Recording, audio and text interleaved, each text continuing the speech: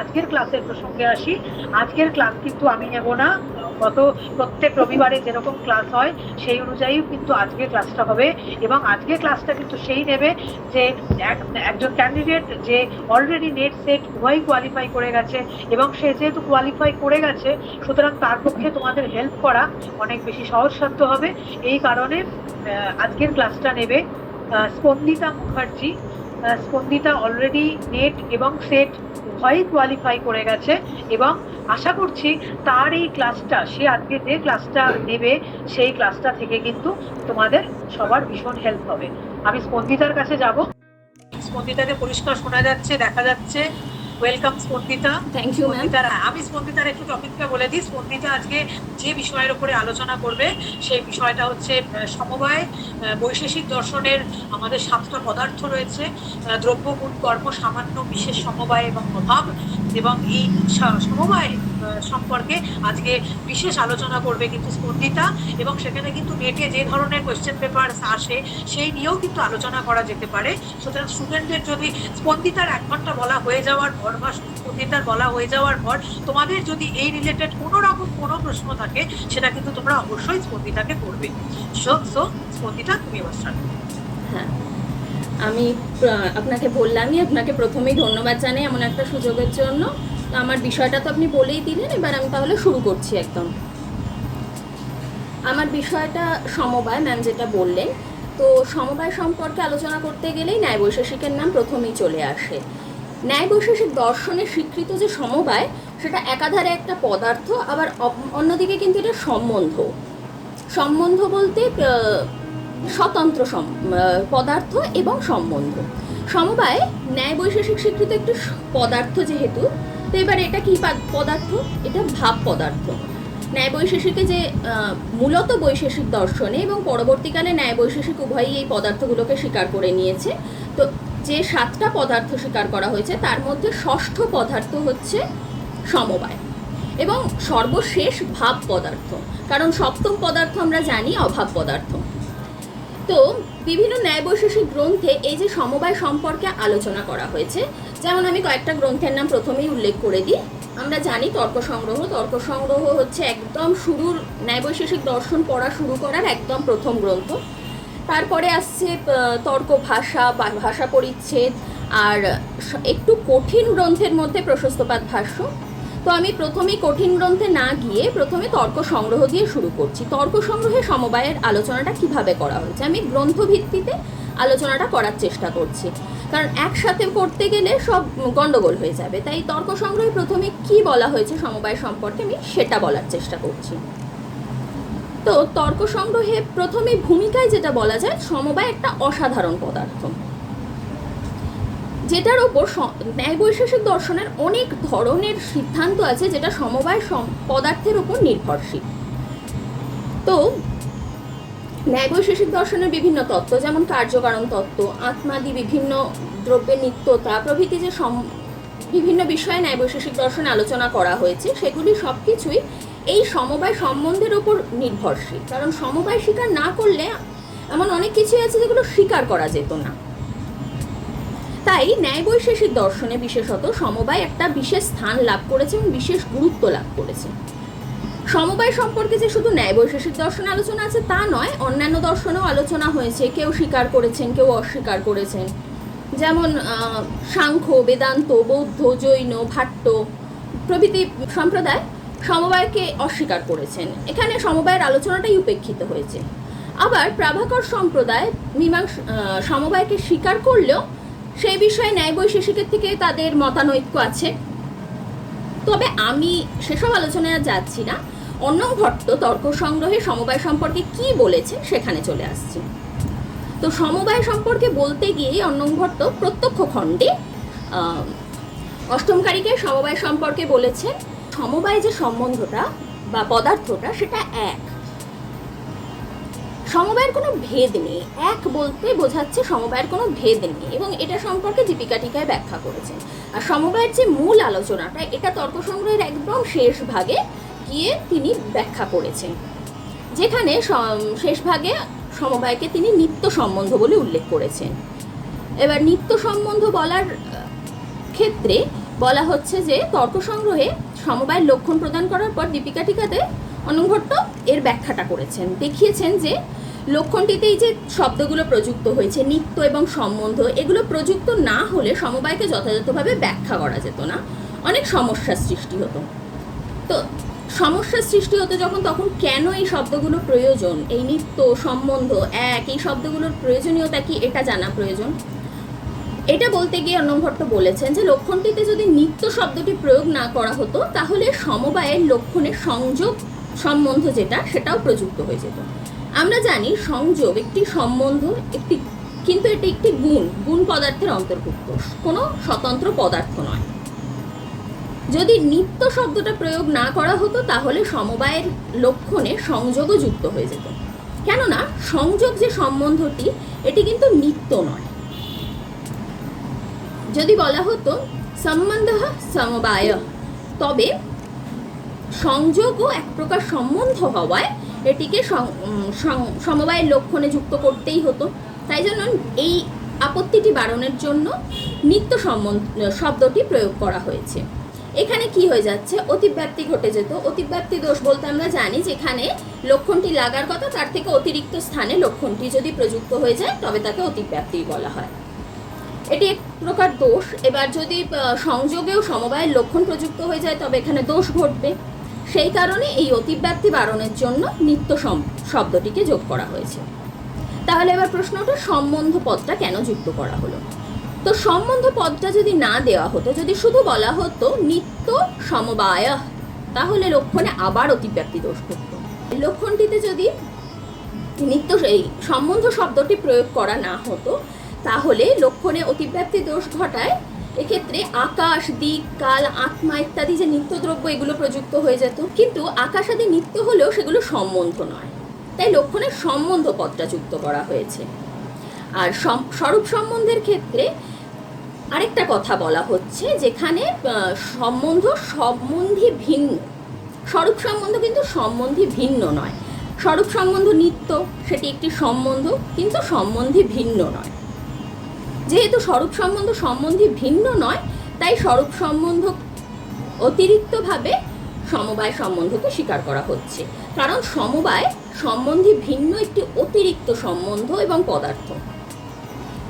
এবার সমবায় প্রসঙ্গে অন্নঘাটটা আরেকটি কথা বলেছেন, যেটা হলো সমবায় অযুত সিদ্ধ বৃত্তি। তাহলে এবার প্রশ্নটা অযুত সিদ্ধ বলতে কি বোঝায়, তা এর উত্তরে কি বলা যায়, যে যখন দুটো পদার্থের মধ্যে সম্বন্ধ এমন হয় যে যতদিন পদার্থ দুটি অস্তিত্বশীল হবে ততদিন সেই সম্বন্ধটা অস্তিত্বশীল হবে। এই সম্বন্ধটা এমন একটা সম্বন্ধ যেটা আশ্রয়ী ভাব সম্বন্ধে থাকে। সেইরূপ সম্বন্ধীদ্বয়ের মধ্যে যুগ্ম পদার্থকে, যে সম্বন্ধীদ্বয় আর কি, সেই যুগ্ম পদার্থকে অযুত সিদ্ধ পদার্থ বলা হয়। আর এইরূপ পদার্থের মধ্যে যে সম্বন্ধটা হয় সেই সম্বন্ধটা হলো সমবায় সম্বন্ধ। তাই জন্য সমবায়কে অযুত সিদ্ধ বৃত্তি বলা হয়েছে, যেহেতু অযুত সিদ্ধ পদার্থদ্বয়ের মধ্যে সমবায় সম্বন্ধটি ঘটে থাকে। তো এই অযুত হ্যাঁ বলো, যে অযুত সিদ্ধ সম্বন্ধ যেটা করতে, হ্যাঁ এখানে মানে উদাহরণ দিয়ে আমি অযুত সিদ্ধ সম্বন্ধ কোনগুলোকে বলছি এরপরেই সেই জায়গাটায় আসছিলাম। তো অযুত সিদ্ধ পদার্থ যেগুলো, অযুত সিদ্ধ যে যুগ্ম পদার্থগুলো, সেগুলো 5 প্রকার হয়ে থাকে। অন্নঘট্ট সেটা তর্ক সংগ্রহে ব্যাখ্যা করেছেন। তো এই 5 প্রকার সম্পর্ক কি কি, সেটা হচ্ছে 1 অবয়ব অবয়বী, 2 গুণ গুণী, 3 ক্রিয়া ক্রিয়াবান, 4 জাতি ব্যক্তি এবং বিশেষ আর নিত্য দ্রব্য। এখানে মূলত এই যে গুণ গুণী, ক্রিয়া ক্রিয়াবান, জাতি ব্যক্তি, এক্ষেত্রে কিন্তু এই ব্যক্তি, ক্রিয়াবান আর গুণী তিনটেই দ্রব্যকে বোঝাচ্ছে। যেহেতু তার গুণটা ডিফারেন্ট হচ্ছে, একটাই গুণ, একটাই ক্রিয়া, একটাই জাতি, সেই জন্য এখানে তিনটেকে গুণের সাথে গুণী বলা হচ্ছে, ক্রিয়ার সাথে ক্রিয়াবান বলা হচ্ছে, জাতির সাথে ব্যক্তি বলা হচ্ছে। আর বিশেষ নিত্যদ্রব্য, নিত্যদ্রব্যে বিশেষ নামক একটি গুণ থাকে, ধর্ম থাকে, গুণ থাকে বলাটা ভুল, ধর্ম থাকে। আর অবয়ব অবয়বী, অবয়ব বলতে বোঝায় যেগুলো পার্টস, আর অবয়বী হলো হোল। আমি ইংলিশ করে বললাম। মানেটা বোঝানোর জন্য।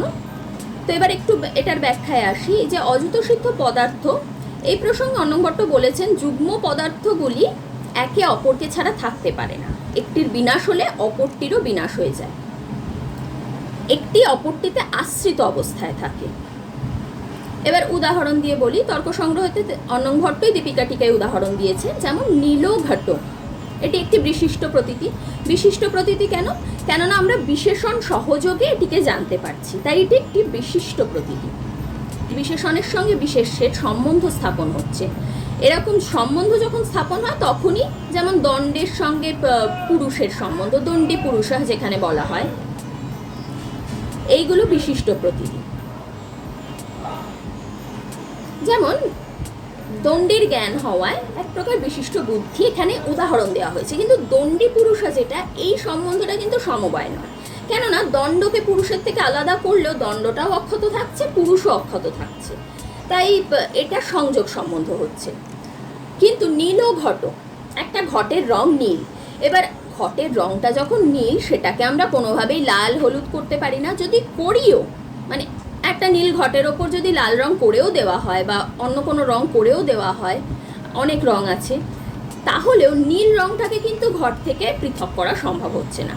বা নীল ঘটের জায়গায় যদি আমরা মাটির যে নিজস্ব রংটা, সেই রংটার কথাও বলি, সেই রংটাকেও কিন্তু ঘটের থেকে পৃথক করা কোনোভাবেই সম্ভব নয়। সেই রংটা সহযোগেই ঘরটি যতদিন অস্তিত্বশীল থাকবে ততদিন থাকবে। এমনকি ঘরটা যদি ভেঙেও যায়, সেই অবস্থাতেও ঘটের ভাঙা টুকরোগুলোর মধ্যেও কিন্তু ওই রংটি বর্তমান থাকবে। এই জন্য এটাকে অযুত সিদ্ধ ব্যক্তি বলছে, মানে যেটাকে কোনোভাবেই পৃথক করা যায় না। এবং পৃথক করতে গেলে, মানে আমরা যদি চেষ্টা করি যে রংটাকে ঘষে ঘষে খুলে দেবো, তাহলে কিন্তু সেটা আর নীলঘট থাকছে না, ঘরটার একটা অস্তিত্বের হানি ঘটছে, ঘরটা নষ্ট হয়ে যাচ্ছে। তো এখানে এই যে বিশেষণ, সেই বিশেষণটা নষ্ট হয়ে যাচ্ছে।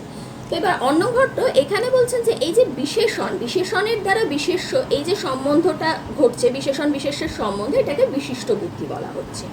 দণ্ডী পুরুষের ক্ষেত্রে আমরা যেরকম বিশিষ্ট বুদ্ধি হওয়ায় সেটার জ্ঞান লাভ করছি, একইভাবে সমবায়ের জ্ঞানও লাভ করছি, কারণ এটাও এক প্রকার বিশিষ্ট বুদ্ধি। তুমি যে প্রশ্নটা করছিলে পিউ, সেটার উত্তর পেয়েছো? হ্যাঁ, ঠিক আছে। এবার আমি আরও কিছু উদাহরণ এবং ব্যাখ্যায় বলছি। যে সমবায়, দ্রব্যের সমবায়ী কারণ হলো অবয়ব, তাই দ্রব্যকে অবয়বী বলা হচ্ছে। এখানে অবয়বটা গুণও বলতে পারো, আশ্রিতও বলতে পারো। গুণ বলাটা ঠিক হবে না, কারণ গুণই একটা পৃথক অযুত সিদ্ধ পদার্থ হয়ে যাচ্ছে। তো অবয়বী। এই প্রসঙ্গে সমবায়ের আলোচনা করতে গিয়ে বৈশেষিক দর্শনের প্রতিষ্ঠাতার কথা একটু বলা প্রয়োজন, যেখানে বলা হচ্ছে মহর্ষি কণাদ, বৈশেষিক সূত্রের প্রতিষ্ঠাতা আমরা জানি, তিনি গ্রন্থে ষষ্ঠ ভাব পদার্থ রূপে সমবায়কে স্থান দিয়েছেন, কিন্তু তিনি স্বমত অন্যান্য পদার্থের মতন সসম্মত আর কি, যে সমবায়ের লক্ষণ সেরকম কিছু দেননি। সেরকম আমরা কোনো বিশ্লেষণ মহর্ষি কণাদের থেকে পাই না। যে বিশ্লেষণটা আমরা পাই, সেটা আমরা পাই প্রথম প্রশস্তপাদ ভাষ্যে। প্রথম যে সমবায়ের স্বরূপ ব্যাখ্যা, সেটা আমরা প্রশস্তপাদ ভাষ্য থেকেই পাই। আর প্রশস্তপাদকে অনুসরণ করে পরবর্তী আচার্যগণ সমবায়কে পর্যালোচনা করেছেন, সমবায় সম্পর্কে বিভিন্ন আলোচনা করেছেন। আর ন্যায় বৈশেষিক দর্শনের শুরু হিসেবে, ন্যায় বৈশেষিক দর্শনের আলোচনার শুরুতে যাতে ছাত্রছাত্রীদের বুঝতে খুব সুবিধা হয়, তাই অত্যন্ত সহজভাবে সমবায়ের আলোচনা করেছেন অর্ণব ভট্ট। এই যে সমবায় সম্পর্কে এতক্ষণ অর্ণব ভট্টের মতটা ব্যাখ্যা করলাম। তো এখানে সমবায় সম্পর্কে আরেকটা কথা আমি শুরুতেই বলেছিলাম, সেটা বলা প্রয়োজন। সমবায় এক প্রকার সম্বন্ধ, অন্য ভাষায় সমবায় একটি সম্বন্ধ স্বরূপ পদার্থ। সমবায় পদার্থ এবং সম্বন্ধ, এটিকে উভয় বৃত্তি বলা হচ্ছে। উভয় বৃত্তি কেন বলা হচ্ছে? কেননা উভয় বৃত্তি শব্দের দ্বারা অবয়ব অবয়বী, দ্রব্য গুণ, দ্রব্য কর্ম, মানে যেটাকে গুণ গুণী বলা হয়েছিল বা ক্রিয়া ক্রিয়াবান বলা হয়েছিল, সেটাকেই দ্রব্য গুণ, দ্রব্য কর্ম, দ্রব্য জাতি এরকম বলা হচ্ছে। নিত্য দ্রব্য বিশেষ, এই 5 প্রকার যে অযুত সিদ্ধ পদার্থ, উভয় বৃত্তি শব্দটার দ্বারা এই 5 প্রকার পদার্থকেই বোঝানো হচ্ছে। এবার সমবায় সম্পর্কে মোস্ট ইম্পর্টেন্ট যেটা, সেটা হচ্ছে সমবায় কেন নিত্য। কেননা সমবায়ের উৎপত্তিও হয় না, সমবায়ের বিনাশও ঘটে না। সমবায় এমন একটি পদার্থ যেটা উৎপত্তি বিনাশ রহিত, তাই এটাকে নিত্য পদার্থ বলা হচ্ছে। তাই নিত্যত্বে সতি সম্বন্ধত্বম এটি হলো সমবায়ের আরেকটি লক্ষণ। কিন্তু এই প্রকার লক্ষণ দিলে লক্ষণটি নির্দোষ হচ্ছে না, তাই বলা হচ্ছে সম্বন্ধী ভিন্নত্বে সতি নিত্যত্বে সতি সম্বন্ধত্বম। এটা আমি একটু আগেও বলেছিলাম, আবার একটুখানি ব্যাখ্যা করে বলছি যে এটি সম্বন্ধের নির্দোষ লক্ষণ। এই সমবায়ের নির্দোষ লক্ষণ কেন বলা হচ্ছে? এখানে কি বলা হচ্ছে? সম্বন্ধী দ্বয়ের থেকে ভিন্ন, যেটা বলছিলাম, সম্বন্ধী দ্বয়ের থেকে ভিন্ন হওয়ায় এটিকে পৃথক করা সম্ভব হচ্ছে। কারণ স্বরূপ যে সম্বন্ধটা সেটা এক প্রকার সম্বন্ধ এবং নিত্য সম্বন্ধ। তাহলে স্বরূপ সম্বন্ধের সঙ্গে সমবায় সম্বন্ধের কোনো পার্থক্য থাকছে না। এই পার্থক্যটা নির্দেশ করার জন্যেই এই সম্বন্ধী ভিন্নত্বে সতি এই জায়গাটা যুক্ত করা হয়েছে। কেননা স্বরূপ সম্বন্ধ সম্বন্ধী থেকে ভিন্ন নয়, স্বরূপ সম্বন্ধ নিজেই যে কোনো একটি সম্বন্ধী হয়ে থাকে। এই সম্বন্ধী ভিন্নত্বে সতি অংশের দ্বারা বলা হয়েছে যে সম্বন্ধে যে অনুযোগী আর প্রতিযোগী থাকে, সেই অনুযোগী আর প্রতিযোগী থেকে ভিন্ন যে সম্বন্ধ সেটা হচ্ছে সমবায় সম্বন্ধ। এবার এখানে প্রশ্ন উঠবে, কোনটা অনুযোগী কোনটা প্রতিযোগী? অনুযোগী হলো যেটা আশ্রয়, মানে ঘট আর রূপের ক্ষেত্রে ঘট নীল ঘট হচ্ছে অনুযোগী, আর রূপ যেটা নীল রং সেটা হচ্ছে প্রতিযোগী। এর মধ্যে যে সম্বন্ধটা হচ্ছে সেটা সমবায় সম্বন্ধ। আবার যদি বলি রূপে রূপত্ব আছে, রূপত্ব জাতি আছে, সেক্ষেত্রে রূপ হচ্ছে অনুযোগী, আবার রূপত্ব হচ্ছে প্রতিযোগী। এমন নয় যে রূপটা প্রতিযোগী একবার হয়েছে মানে সেটা অনুযোগী হতে পারবে না। যেটা আশ্রয় সেটা হচ্ছে অনুযোগী, এবং যেটা আশ্রিত সেটা হচ্ছে প্রতিযোগী। অনুযোগী প্রতিযোগী নিয়ে আশা করি কোনো সমস্যার থাকার কথা নয়, কারোর কোনো প্রবলেম থাকলে বলুন। এবার যেটা এই যে সমবায় সম্বন্ধী ভিন্ন নয় এটা বলা হলো, এটার দ্বারাও কিন্তু এক প্রকার অতিব্যক্তি বারণ করা হলো, না হলে স্বরূপ সম্বন্ধে সমবায়ের লক্ষণ প্রযুক্ত হয়ে যেত। এবার অযুত সিদ্ধ পদার্থ অতিরিক্ত সমবায় অন্য কিছুতে হয় না, এটা খুব গুরুত্বপূর্ণ। এই যে 5 প্রকার পদার্থের কথা, যুগ্ম পদার্থের কথা বলা হলো, এর অতিরিক্ত কিছুতে কিন্তু সমবায় সম্বন্ধ ঘটে না। এই 5 প্রকার পদার্থেই একমাত্র সমবায় সম্বন্ধ ঘটে থাকে। তো এক্ষেত্রে অবয়ব, গুণী, ক্রিয়াবান, ব্যক্তি আর নিত্যদ্রব্য এই 5 প্রকার হলো আশ্রয় দ্রব্য, আর অবয়বী, গুণ, ক্রিয়া, জাতি আর বিশেষ এগুলি হলো আশ্রিত। তো আশ্রিত যে দ্রব্যগুলো সেগুলো হচ্ছে প্রতিযোগী, আর আশ্রয় দ্রব্য যেগুলো সেগুলো হচ্ছে অনুযোগী। এবার এখানে ব্যক্তি বলতে দ্রব্য, গুণ, কর্ম এই 3 প্রকারকেই বোঝানো হয়েছে। কারণ জাতি কেবলমাত্র দ্রব্য, গুণ, কর্মেই থাকে, মানে ব্যক্তি এবং জাতি, এই ব্যক্তি শব্দটার দ্বারা দ্রব্য, গুণ, কর্ম 3 প্রকারকেই বোঝানো হয়েছে। গুণী বলতে কেবল দ্রব্যকে বোঝানো হয়েছে, কারণ গুণ কেবলমাত্র দ্রব্যে থাকে। ক্রিয়াবান বলতে কেবলমাত্র দ্রব্যকে বোঝানো হয়েছে, কারণ কর্ম বা ক্রিয়াও কেবলমাত্র দ্রব্যে থাকে। এবার অবয়বের দ্বারা উৎপন্ন যে দ্রব্য সেটাকে অবয়বী বলা হচ্ছে। যেমন ঘটের কথা বলি, ঘট দুটো কপালের সংযোগে গঠিত, তো কপালগুলো হচ্ছে অবয়ব আর ঘট হচ্ছে অবয়বী।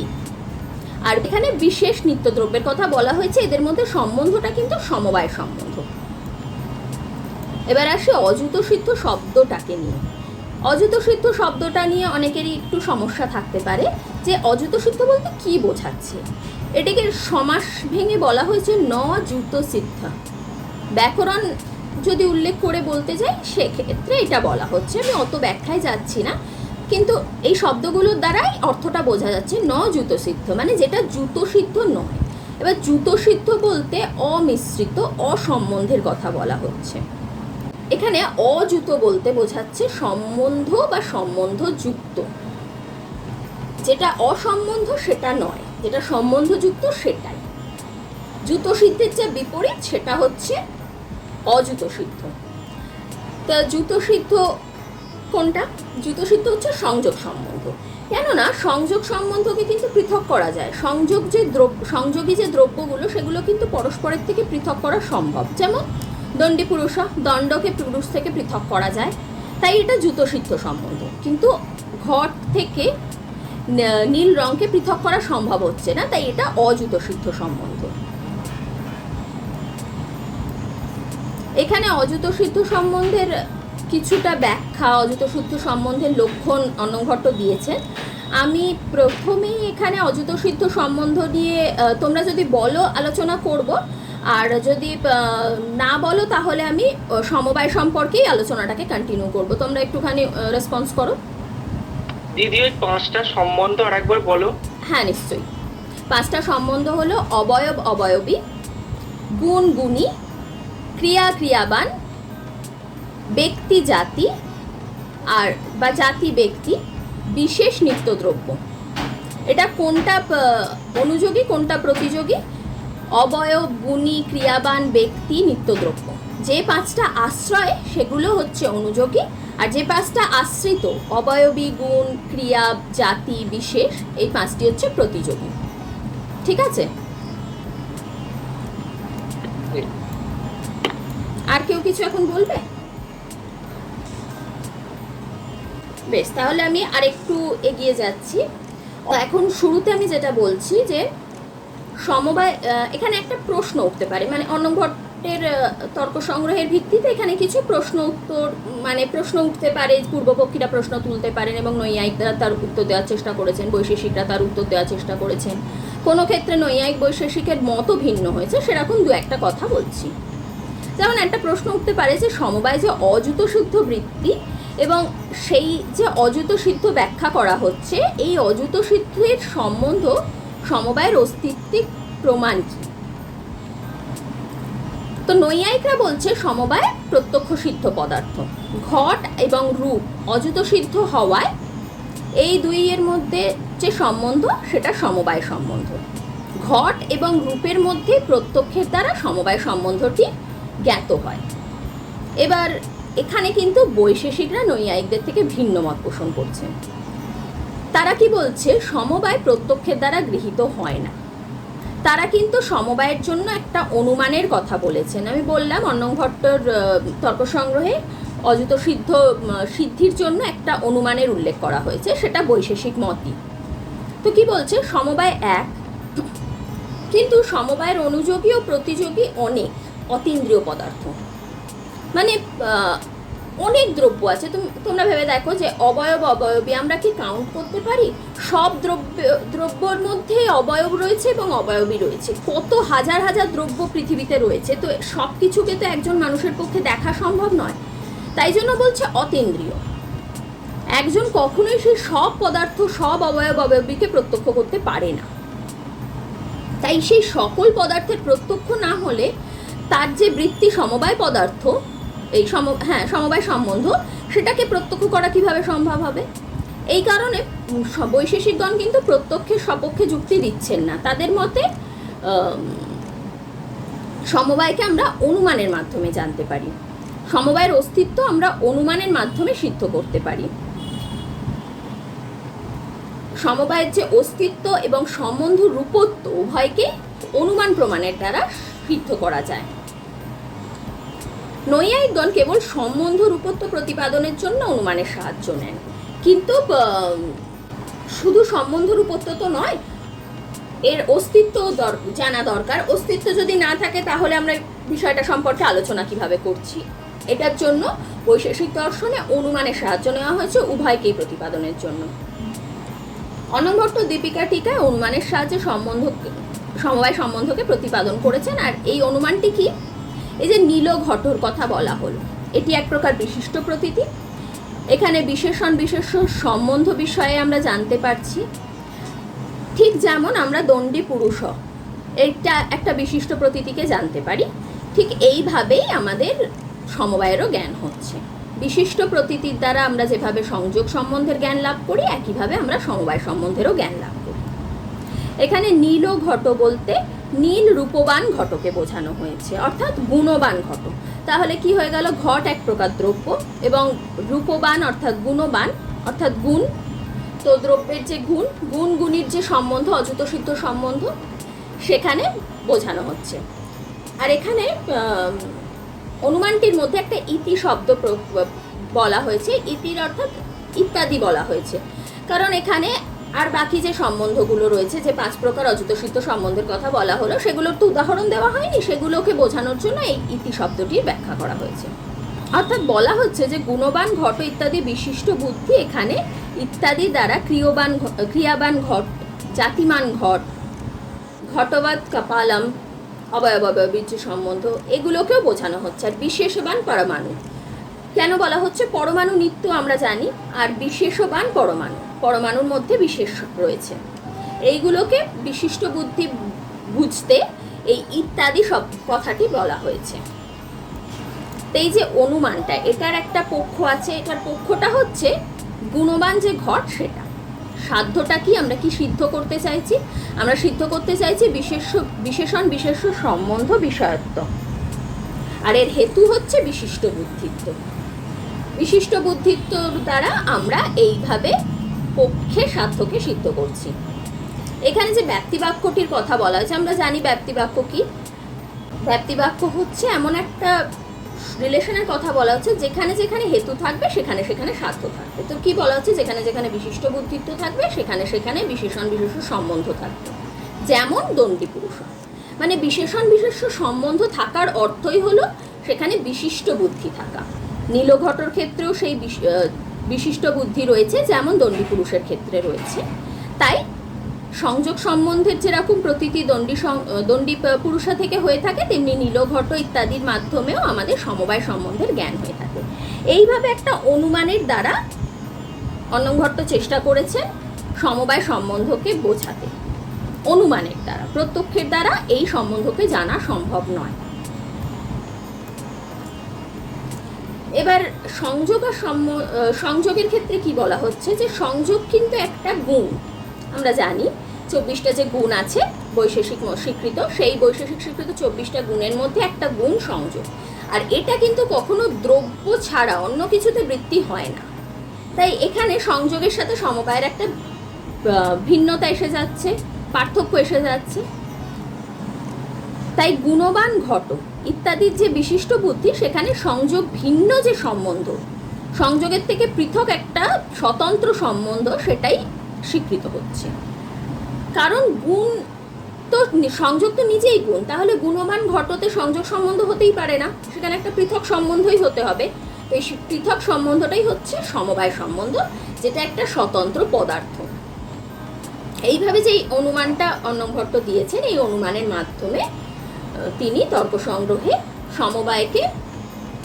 সমবায়ের অস্তিত্ব সিদ্ধ করেছেন, অস্তিত্ব প্রতিপাদন করেছেন। এখানে আরেকটা কথা বলা প্রয়োজন, যে সম্বন্ধ দ্বিনিষ্ঠ, দুটি পদার্থে থাকে। যে কোনো সম্বন্ধের ক্ষেত্রে আমরা দেখি সম্বন্ধ দুটি পদার্থে থাকছে। যেমন সংযোগের ক্ষেত্রে দণ্ড আর পুরুষের সংযোগ ঘটছে, তো দ্বিনিষ্ঠ হচ্ছে।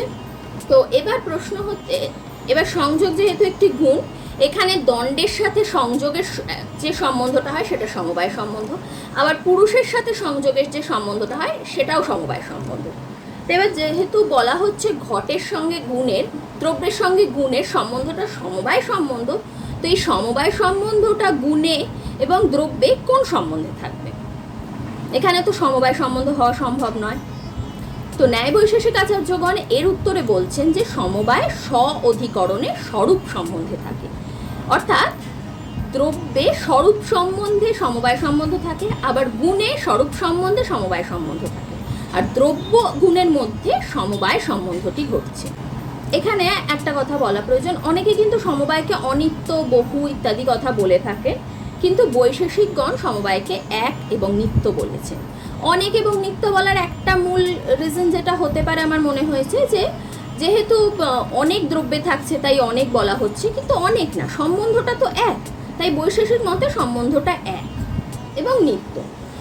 অনেক দ্রব্যে থাকছে বলে যেহেতু 5 প্রকার যুগ্ম পদার্থের কথা বলাই হয়েছে, 5 প্রকার, তাই জন্য অনেক হয়ে যাচ্ছে, এবং তার মধ্যে যে সম্বন্ধটা থাকছে সেটা সমবায় সম্বন্ধ। কিন্তু তার অর্থ এই নয় যে সমবায় অনেক, সমবায় একটাই সম্বন্ধ এবং একটাই পদার্থ।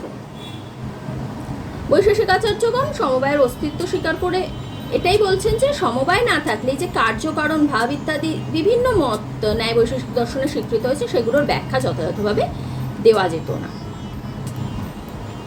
এবার এখানে আমি সংযোগ আর স্বরূপ সম্বন্ধের কথা অনেকক্ষণ ধরে বলছি, তো একটু সংযোগ আর স্বরূপ সম্বন্ধ সম্পর্কেও বলা দরকার যে এই দুটো কি। তর্ক সংগ্রহে সংযোগ আর স্বরূপ সম্বন্ধের আলোচনা করতে গিয়ে বলা হয়েছে, প্রথমে সংযোগটা বলি। স্বরূপ সম্বন্ধ সম্পর্কে যে খুব বেশি কথা বলা হয়েছে তা নয়, সংযোগ সম্পর্কে বলা হয়েছে। যেহেতু সংযোগ এক প্রকার গুণ, তাই সংযোগ সম্পর্কে বলা হয়েছে সংযুক্ত ব্যবহার হেতু সংযোগ সর্বদ্রব্য বৃত্তি। অর্থাৎ সংযুক্ত ব্যবহারের যে হেতু তাই হলো সংযোগ। সংযোগ সকল দ্রব্যে থাকে, তাই একে সর্বদ্রব্য বৃত্তি বলা হয়েছে। তাই সংযোগ একটা সামান্য গুণ। ন্যায় বৈশেষিক দর্শনে যে 24টা গুণের কথা বলা হয়েছে তার মধ্যে সংযোগ অন্যতম একটা গুণ। আর এই যে ব্যবহার, এই ব্যবহারের কারণ হলো সংযোগ। দীপিকা টিকা অনং ভট্ট আবার বলেছেন যে সংখ্যা, পরিমাণ, পৃথকত্ব, সংযোগ, এই যে 4 প্রকার গুণ, এই 4 প্রকার গুণ এইটাকে বোঝানোর জন্য তিনি বলেছেন অসাধারণ। এই 4 প্রকার গুণ অসাধারণ, কেননা এই শব্দটি যুক্ত না হলে দিক, কালাদি ইত্যাদিতে লক্ষণের অতিব্যক্তি ঘটে যাবে। কেননা এই যে দিক, কাল এগুলো কিন্তু সর্বব্যবহারের হেতু হয়। তো প্রশ্ন উঠতে পারে সর্বব্যবহারের হেতু কি? মানে আমরা যত রকম কার্য দেখি সব কিছুরই কারণ এই দিক, কাল হয়ে থাকে। তো এবার যদি আমরা অসাধারণ শব্দটা যুক্ত না করি তাহলে দিক, কালাদি তো এই সর্বব্যবহারের হেতু শব্দটা যুক্ত থাকার জন্য সংযোগের লক্ষণের অতিব্যক্তি ঘটে যাবে। শুধু সংযোগের না, সংখ্যা, পরিমাণ, পৃথকত্ব এই 3টে গুণেরও যে লক্ষণ দেওয়া হয়েছে তারও অতিব্যক্তি ঘটে যাবে। এবার এখানে কি বলা হচ্ছে যে সংযোগকে দুভাগে ভাগ করা হয়েছে। 2 প্রকারের সংযোগ ঘটে থাকে, একটা হচ্ছে কর্মজ বা কর্মজন্য এবং অপরটা হচ্ছে সংযোগজ। মানে তর্ক সংগ্রহে এই 2 প্রকারে ভাগ করা হয়েছে। তো কর্মজন্য সংযোগ বলতে কি বোঝাচ্ছে? কর্মজন্য সংযোগ আবার 2 প্রকারের, অন্যতর কর্মজ এবং উভয় কর্মজ। যখন কোনো একটি দ্রব্যের কর্মের দ্বারা সংযোগ হচ্ছে তখন সেটা অন্যতর কর্মজ সংযোগ হচ্ছে। যেমন এটি বাজ পাখি বা শকুন, সেন পক্ষী বলা হয়, একটা বৃক্ষের শাখায় উড়ে এসে বসল।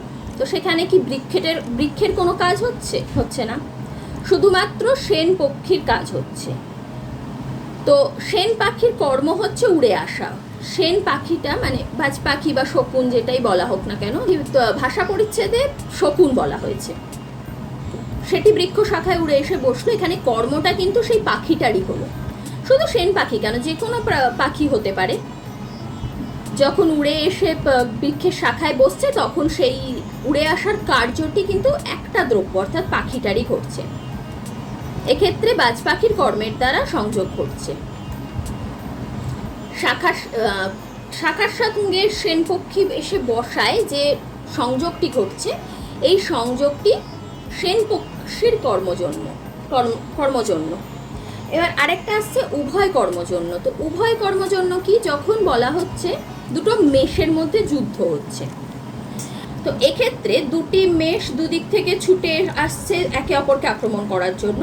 তো এখানে কিন্তু উভয়েরই কর্ম হচ্ছে, উভয়ের কর্মজন্য এই সংযোগটি ঘটছে, এই জন্য এটাকে উভয় জন্য সংযোগ বলা হচ্ছে। এখানে আরেকটা উদাহরণ দেওয়া যায়, হাতের ক্রিয়ার দ্বারা পুস্তকের সঙ্গে হাতের সংযোগ। আমি আমার হাতটা বইয়ের ওপর রাখলাম, তো এক্ষেত্রে হাতের ক্রিয়ার দ্বারা পুস্তকের সঙ্গে বইয়ের সংযোগ হলো। এই ক্ষেত্রে এটা হয়ে যাচ্ছে, ক্ষেত্রে আমার হাতের কর্মের দ্বারা বইয়ের ওপর রাখায় সংযোগ হচ্ছে, এটা কিন্তু অন্যতর সংযোগ হচ্ছে। আবার যদি আমি বইটাকে হাতে তুলে নিই সেক্ষেত্রেও কিন্তু আমারই কর্ম হচ্ছে, কারণ বইটা জড় পদার্থ, এখানে বইয়ের দ্বারা কোনো কর্ম হতে পারে না। আরেকটা কথা উল্লেখ করা হয়েছে, সেটা হচ্ছে সংযোগ জন্য সংযোগ।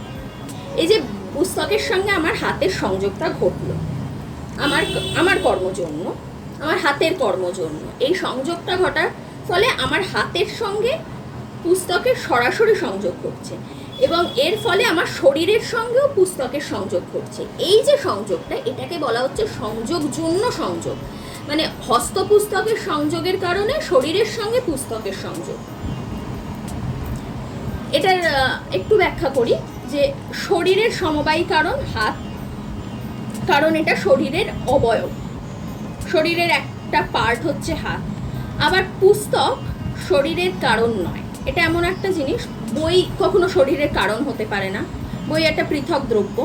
তো এখানে শরীরের সাথে বইয়ের যে সংযোগটা হচ্ছে সেটা একমাত্র হস্তপুস্তকের সংযোগের জন্য হচ্ছে, তাই এটাকে বলা হচ্ছে সংযোগ জন্য সংযোগ। কারণ আর অকারণের সংযোগের দ্বারা যে কার্যটা উৎপন্ন হচ্ছে সেইটাকে বলা হচ্ছে সংযোগ জন্য সংযোগ। শরীরের ক্ষেত্রে শরীরের কারণ হচ্ছে হস্ত, পুস্তক হচ্ছে অকারণ, শরীরের কারণ পুস্তক হতে পারে না এখানে, তাই জন্য সংযোগ জন্য সংযোগ ঘটছে। এবার আরেকটা কথা এখানে সংযোগ সম্পর্কে বলাও প্রয়োজন, যে বিভু দ্রব্য যেগুলো, নিত্য দ্রব্য যেগুলো, সেগুলোর কিন্তু সংযোগ হয় না। বিভু দ্রব্যের সংযোগ কখনো সম্ভব নয়। সংযোগকে তাহলে নিত্য বলা হতো, কিন্তু সংযোগকে নিত্য বলা হয় না। বিভু দ্রব্যের ক্ষেত্রে দ্রব্যগুলি অপ্রাপ্ত নয়, অপ্রাপ্ত দ্রব্যদ্বয়ের যে সম্বন্ধ সেটাকে বলা হয় সংযোগ। যেমন এখন আমার হাতটা পুস্তকের থেকে আলাদা রয়েছে, আমি যখন পুস্তকের ওপর হাতটা রাখলাম তখন সংযোগটা ঘটলো, তো প্রাপ্ত হলো, আমি বইটা হাতে নিলাম, বইটা পেলাম, এরকম আমরা বলে থাকি। এই সংযোগ যে সম্বন্ধ এটা কিন্তু অনিত্য, এটা উৎপত্তি বিনাশ যুক্ত। তো এখানে সমবায়ের সঙ্গে সংযোগের একটা পার্থক্য ঘটে যাচ্ছে, যে সমবায় নিত্য সম্বন্ধ কিন্তু সংযোগ অনিত্য সম্বন্ধ। সংযোগের আরেকটা কথা বলা হচ্ছে যে সংযোগ ব্যাপ্যবৃত্তি নয়, অব্যাপ্যবৃত্তি। এটা কেন বলা হচ্ছে? এবার ব্যাপ্যবৃত্তি অব্যাপ্যবৃত্তি বলতে কি বোঝায়? ব্যাপ্যবৃত্তি অব্যাপ্যবৃত্তি বলতে যেটা বোঝাচ্ছে যে যদি একটা কোনো কিছু সম্পূর্ণ জায়গা জুড়ে থাকে তাহলে সেটাকে ব্যাপ্যবৃত্তি বলা হচ্ছে, আর না হলে সেটাকে অব্যাপ্যবৃত্তি বলা হয়। এই যে টেবিলটা রয়েছে, টেবিলে আমি আমার হাতটা রাখলাম, সমগ্র টেবিলে কিন্তু আমার হাতের সঙ্গে টেবিলের সংযোগ হচ্ছে না, তাই এটা অব্যাপ্যবৃত্তি হচ্ছে। টেবিলের একটা অংশে আমি হাত রাখছি, তাই সেই অংশটাই শুধুমাত্র হাতের সঙ্গে টেবিলের সংযোগটা ঘটছে, আবার বাকি অংশে কিন্তু কোনো সংযোগ ঘটছে না। এই ব্যাপ্যবৃত্তি অব্যাপ্যবৃত্তি প্রসঙ্গে সমবায়ের কথা বলা যায় যে সমবায় কিন্তু ব্যাপ্যবৃত্তি, অব্যাপ্যবৃত্তি নয়। কেননা সমবায়ের ক্ষেত্রে নীল ও ঘট যে উদাহরণটা দেওয়া হয়েছে, সেই নীল রঙটা কিন্তু সমগ্র ঘটেই রয়েছে, এমন একটা অংশ নেই যেখানে ঘটের নীল রঙটা নেই। হ্যাঁ, এমন বলা যেতেই পারে যে ঘটের কোনো অংশে যদি নীল রং না করা হয়ে থাকে, তো আমি নীল রঙের কথা বলছি না, মাটির নিজস্ব রঙের কথা বলি, সেক্ষেত্রে মাটির যে নিজস্ব রং, এমন হতেই পারে না যে কোনো একটা অংশের রংটা বাদ রয়েছে, পুরো গুণটাই রংটাই ঘটের মধ্যে রয়েছে, এটা ব্যাপ্যবৃত্তি। এবার সংযোগ সম্বন্ধে আরেকটা কথা যেটা আমি একটু আগেও বলছিলাম, যে দ্রব্য অতিরিক্তে কিন্তু সংযোগ সম্বন্ধ হয় না।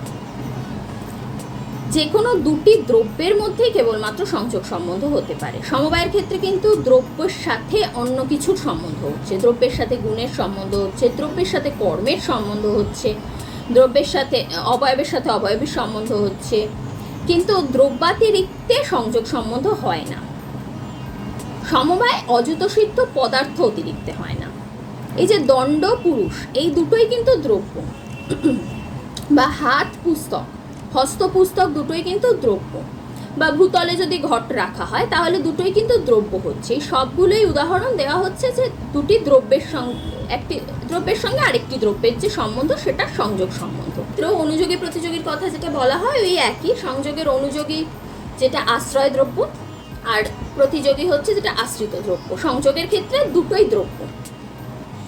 সংযোগ তো হলো, এবার স্বরূপ সম্বন্ধ সম্পর্কে একটু বলি। স্বরূপ সম্বন্ধ সম্পর্কে কি বলা হচ্ছে, যে এই সংযোগ সমবায় এই দুটো সম্বন্ধ ভিন্ন যে সম্বন্ধ সেটা হচ্ছে স্বরূপ সম্বন্ধ। সংযোগ আর সমবায় স্ব স্ব অনুযোগী আর প্রতিযোগী থেকে ভিন্ন পদার্থ হয়, কিন্তু স্বরূপ সেরকম নয়। স্বরূপ সম্বন্ধ অনুযোগী কিংবা প্রতিযোগী স্বরূপ হয়। যেমন বলা হচ্ছে ভূতলে ঘটাভাব, হয় সেটা ঘটাভাব স্বরূপ, নয়তো সেটা ভূতল স্বরূপ, এরকম বলা হচ্ছে।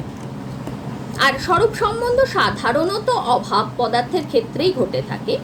আর এই একটু আগে যেটা বললাম, যখন দুটির মধ্যে সমবায় সম্বন্ধ হচ্ছে, দ্রব্য গুণের মধ্যে সমবায় সম্বন্ধ হচ্ছে, তখন দ্রব্যের সঙ্গে সমবায় স্বরূপ সম্বন্ধে থাকে, গুণের সঙ্গে সমবায় স্বরূপ সম্বন্ধে থাকে। স্বরূপ সম্বন্ধ অনুযোগী প্রতিযোগী স্বরূপ হচ্ছে, কিন্তু স্বরূপ সম্বন্ধ কিন্তু নিত্য, অনিত্য নয়। স্বরূপ সম্বন্ধ সমবায়ের মতো নিত্য, আর এই কারণেই স্বরূপ সম্বন্ধকে সমবায় সম্বন্ধ থেকে পৃথক করার জন্য সমবায়ের লক্ষণে সম্বন্ধী ভিন্নাত্বে সতি কথাটা যুক্ত করা হয়েছে। এবার একটু উদাহরণ দিই, যে গগনে রূপাভাব বা অভাবে দ্রব্যত্যাভাব। এই যে অভাবের ক্ষেত্রেই সাধারণত স্বরূপ সম্বন্ধ স্বীকৃত হচ্ছে। দিদি একটা বিষয় একটু জানবো? হ্যাঁ হ্যাঁ, নিশ্চয়ই, বলো। হ্যাঁ বলছি দিদি, বলছিলে যে স্বরূপ সম্বন্ধ মানে দুটি সম্বন্ধতে ভিন্ন, এখানে কি সংযোগ এবং সমবায়ের কথা বললে নাকি ব্যাপ্যবৃত্তি অব্যাপ্যবৃত্তি ওই দুটির থেকে ভিন্ন? এটা না না না, হ্যাঁ বুঝতে পেরেছি, বলছি। আমি সংযোগ আর সমবায়ের কথাই বললাম। ব্যাপ্যবৃত্তি অব্যাপ্যবৃত্তি কিন্তু কোনো সম্বন্ধ না। ব্যাপ্যবৃত্তি অব্যাপ্যবৃত্তি বলতে কি বোঝানো হচ্ছে, যে যখন কোনো কিছু কোনো জায়গা জুড়ে থাকে, পুরো সম্পূর্ণ জায়গাটা জুড়ে থাকছে, তখন সেটাকে বলা হচ্ছে ব্যাপ্যবৃত্তি। যেমন একটা কাঠের টেবিলে কাঠের যে রঙটা সেটা সমগ্র টেবিল জুড়ে রয়েছে, এটা কাঠের টেবিলটার গুণ, সেই গুণটা টেবিলটার সমগ্র অংশ জুড়ে রয়েছে, এটা হচ্ছে ব্যাপ্যবৃত্তি। আর সেই টেবিলে যখন আমি আমার হাতটা রাখছি তখন সেটা হয়ে যাচ্ছে অব্যাপ্যবৃত্তি, কারণ আমার হাতটা কিন্তু সমগ্র টেবিল জুড়ে নেই, টেবিলের একটা নির্দিষ্ট অংশ জুড়ে রয়েছে। বুঝতে পারলে ব্যাপ্যবৃত্তি অব্যাপ্যবৃত্তিটা কি হচ্ছে? হ্যাঁ দিদি, হ্যাঁ। তো যেটা স্বরূপ সম্বন্ধ ভিন্ন বললাম, সেটা বললাম সমবায় এবং সংযোগ, এই দুটো সম্বন্ধ, এই সম্বন্ধ দুটো ভিন্ন। আরেক প্রকার যে সম্বন্ধের কথা আমরা জানি, সেই সম্বন্ধটা হচ্ছে স্বরূপ সম্বন্ধ। Hello ma'am. হ্যাঁ বলো। বলছি একটা জিজ্ঞাসা ছিল, বলছি স্বরূপ সম্বন্ধ মানে অভাবের সঙ্গে ভাব পদার্থের হয়, আর কি মানে অভাব পদার্থের সঙ্গে অভাব পদার্থের সম্বন্ধ? না দেখো, গগনের রূপাভাব, আমি ভূতলে ঘটাভাবের কথা বলি। যখন ভূতলে ঘটাভাব ঘটছে তখন ভূতলটা কিন্তু ভাব পদার্থ, আমরা ভূতলকে প্রত্যক্ষ করতে পারছি, আর ভূতলে ঘটটাকে প্রত্যক্ষ করছি না, তাই অভাবটা ঘটছে। এখানে যে সম্বন্ধটা হচ্ছে সেটাকে স্বরূপ সম্বন্ধ বলা হচ্ছে। এখানে হয় ঘটাভাব স্বরূপ বলা হচ্ছে, নয়তো বলা হচ্ছে ভূতল স্বরূপ। মানে আমরা যেহেতু ভূতলটাকে দেখতে পাচ্ছি তাই বলছি ভূতল স্বরূপ। আবার যদি ঘটা ভাবটাকে উল্লেখ করতে চাই তাহলে বলতে পারি ঘটা ভাব স্বরূপ। ভাব পদার্থের সঙ্গে অভাব পদার্থের সম্বন্ধ এক প্রকার ঠিকই বলেছো, যে ভূতল ভাব পদার্থ এবং ঘটা ভাব অভাব পদার্থ, এই উভয়ের মধ্যে যে সম্বন্ধটা ঘটছে সেটা স্বরূপ সম্বন্ধ। আমার জানা অনুযায়ী এইটাই হচ্ছে। আচ্ছা, আমি এতক্ষণ যেটা আলোচনা করছিলাম সেটা সম্পর্কে কারোর যদি কোনো প্রশ্ন থাকে করতে পারো। আমি তাহলে তর্ক ভাষায় সমবায় সম্পর্কে কি বলা হয়েছে না হলে সেটা নিয়ে একটুখানি আলোচনা করব। আরো একটা জিজ্ঞাসা আছে। হ্যাঁ বলো। সমবায় সম্বন্ধের ক্ষেত্রে যখন ওই 6টা বিষয়ের কথা বলা হচ্ছে, মানে ওই অযুত সিদ্ধ পদার্থটার যে কথাগুলো বলা হচ্ছে, ওইগুলো কি মানে এক্সট্রা বলা হচ্ছে না? ওটা কি গৌরব দোষ হচ্ছে না? সমবায়ের যে লক্ষণ, সেই লক্ষণটাকে বিশ্লেষণ করলেই তো ওই 6টা পদার্থেরই। আরেকবার বলো, ঠিক বুঝতে পারলাম না কোশ্চেনটা। বলছি সমবায়ের যে লক্ষণটা দেওয়া হয়েছে সেই লক্ষণের মধ্যেই যেন বুঝতে পারা যাচ্ছে যে দ্রব্য গুণ মানে ওই 6টা ক্যাটাগরির মধ্যে এই সম্বন্ধটা হয়। 6টা না, 5টা যুগ্ম দ্রব্যের কথা বলা হচ্ছে। 1 2 3 4 5, হ্যাঁ 5টার মধ্যে যে হচ্ছে সেটা তো সমবায়ের লক্ষণের মধ্যেই বলা হচ্ছে। তাহলে নৈয়ায়িকদের এক্ষেত্রে মানে গৌরব দোষ হচ্ছে না ওটাকে এক্সট্রা ভাবে বলাতে? না, গৌরব দোষের কথাটা তুমি কেন বলছো আমি সেটা ঠিক বুঝতে পারলাম না। লক্ষণে কি বলার হচ্ছে না বলে বা হচ্ছে বলে বলছো, আমি ঠিক কোশ্চেনটা ক্লিয়ার হচ্ছে না আমার। মানে সমবায়ের লক্ষণটা যদি বিশ্লেষণ করি তাহলে আমরা কিন্তু ওই 5টা ক্যাটাগরি আমরা পেয়ে যাচ্ছি। সেক্ষেত্রে এক্সট্রা ওই 5টা ক্যাটাগরি বলাটা কি গৌরব দোষ হচ্ছে না? সেটা এক্সট্রা তো 5টা ক্যাটাগরি কিছু বলা হচ্ছে না। সমবায়ের লক্ষণ বিশ্লেষণ করেই 5টা অযুত সিদ্ধ দ্রব্যের কথা বলা হচ্ছে, পদার্থের কথা বলা হচ্ছে। সমবায়ের লক্ষণে যেটা বলা হয়েছে, সমবায় নিত্য সম্বন্ধ, এই লক্ষণটা মেনলি দেওয়া হয়েছে, আর সমবায় এক বলা হয়েছে। আর অযুত সিদ্ধ দ্রব্য বৃত্তি বলা হয়েছে। তো অযুত সিদ্ধ বৃত্তিটার ব্যাখ্যার ক্ষেত্রে অযুত সিদ্ধ পদার্থ কোনগুলো, সেই ক্ষেত্রে 5টা দ্রব্যের পাঁচটা পদার্থের কথা বলা হচ্ছে, 5টা যুগ্ম পদার্থের কথা বলা হচ্ছে। এখানে গৌরব দোষের কথা তুমি কেন বলছো আমি ঠিক বুঝতে পারছি না, গৌরব দোষ কেন আসবে? ম্যাম আমি ঠিক বলতেও পারছি না, আমার কাছে মানে খাতাতে লেখা আছে, পরে ভেবে দেখবো ওটা নিয়ে, এটা নিয়ে না জাতিবাদক নিয়ে ঠিক বুঝতে পারছি না। বেশ বেশ ম্যাম, আচ্ছা ওইভাবে বলো না, হ্যাঁ ওইভাবে বলো না, না বুঝে বলো না, কারণ স্পন্দিতা একটা বিষয় পড়াচ্ছে তো সেই বিষয়টা থেকে হ্যাঁ। কিন্তু মানে জিনিসটা অন্যদিকে চলে যাচ্ছে, ঠিক আছে? ও ওই জিনিসটা আগে পুরোটা পড়িয়ে নিক স্পন্দিতার পড়ানোর বিষয়ের উপরে যদি তোমার কিছু বলার থাকে তারপরে তুমি বলো। বলো স্পন্দিতা, শুরু হ্যাঁ। করো।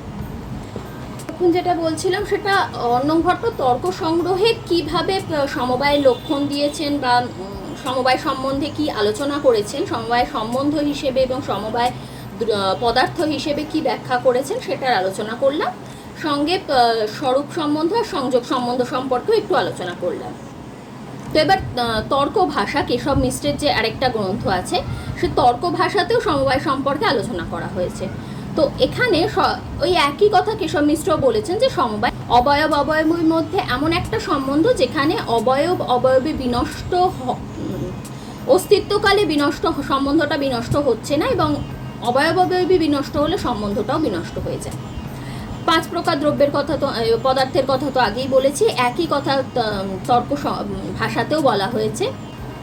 এখানে যেটা উল্লেখযোগ্য যে এখানে কিছু আলাদা করে উদাহরণ দেওয়া হয়েছে এবং কিছু আলাদা ব্যাখ্যা করা হয়েছে, যেটা পূর্বপক্ষীর মত খণ্ডনের জন্য। সেটা হচ্ছে এখানে উদাহরণ দেওয়া হয়েছে তন্তু আর পটের ক্ষেত্রে, যে তন্তু বিনষ্ট হলে পট বিনষ্ট হয়।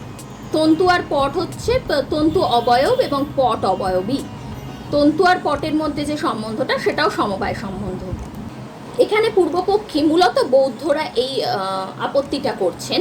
তারা বলছেন যে অবয়ব অবয়বী যদি অযুত শুদ্ধ সম্বন্ধে যুক্ত হয় তাহলে বৌদ্ধদের মূল প্রশ্ন হচ্ছে অবয়ব আর অবয়বী তো পৃথক কিছুই নয়, কারণ বৌদ্ধগণ অবয়বী বলে পৃথক কিছু মানেন না। তাদের মতে যে অনেক অবয়বের সংমিশ্রণ বা সমষ্টি হলো অবয়বী, অবয়বী পৃথক কিছু নয়।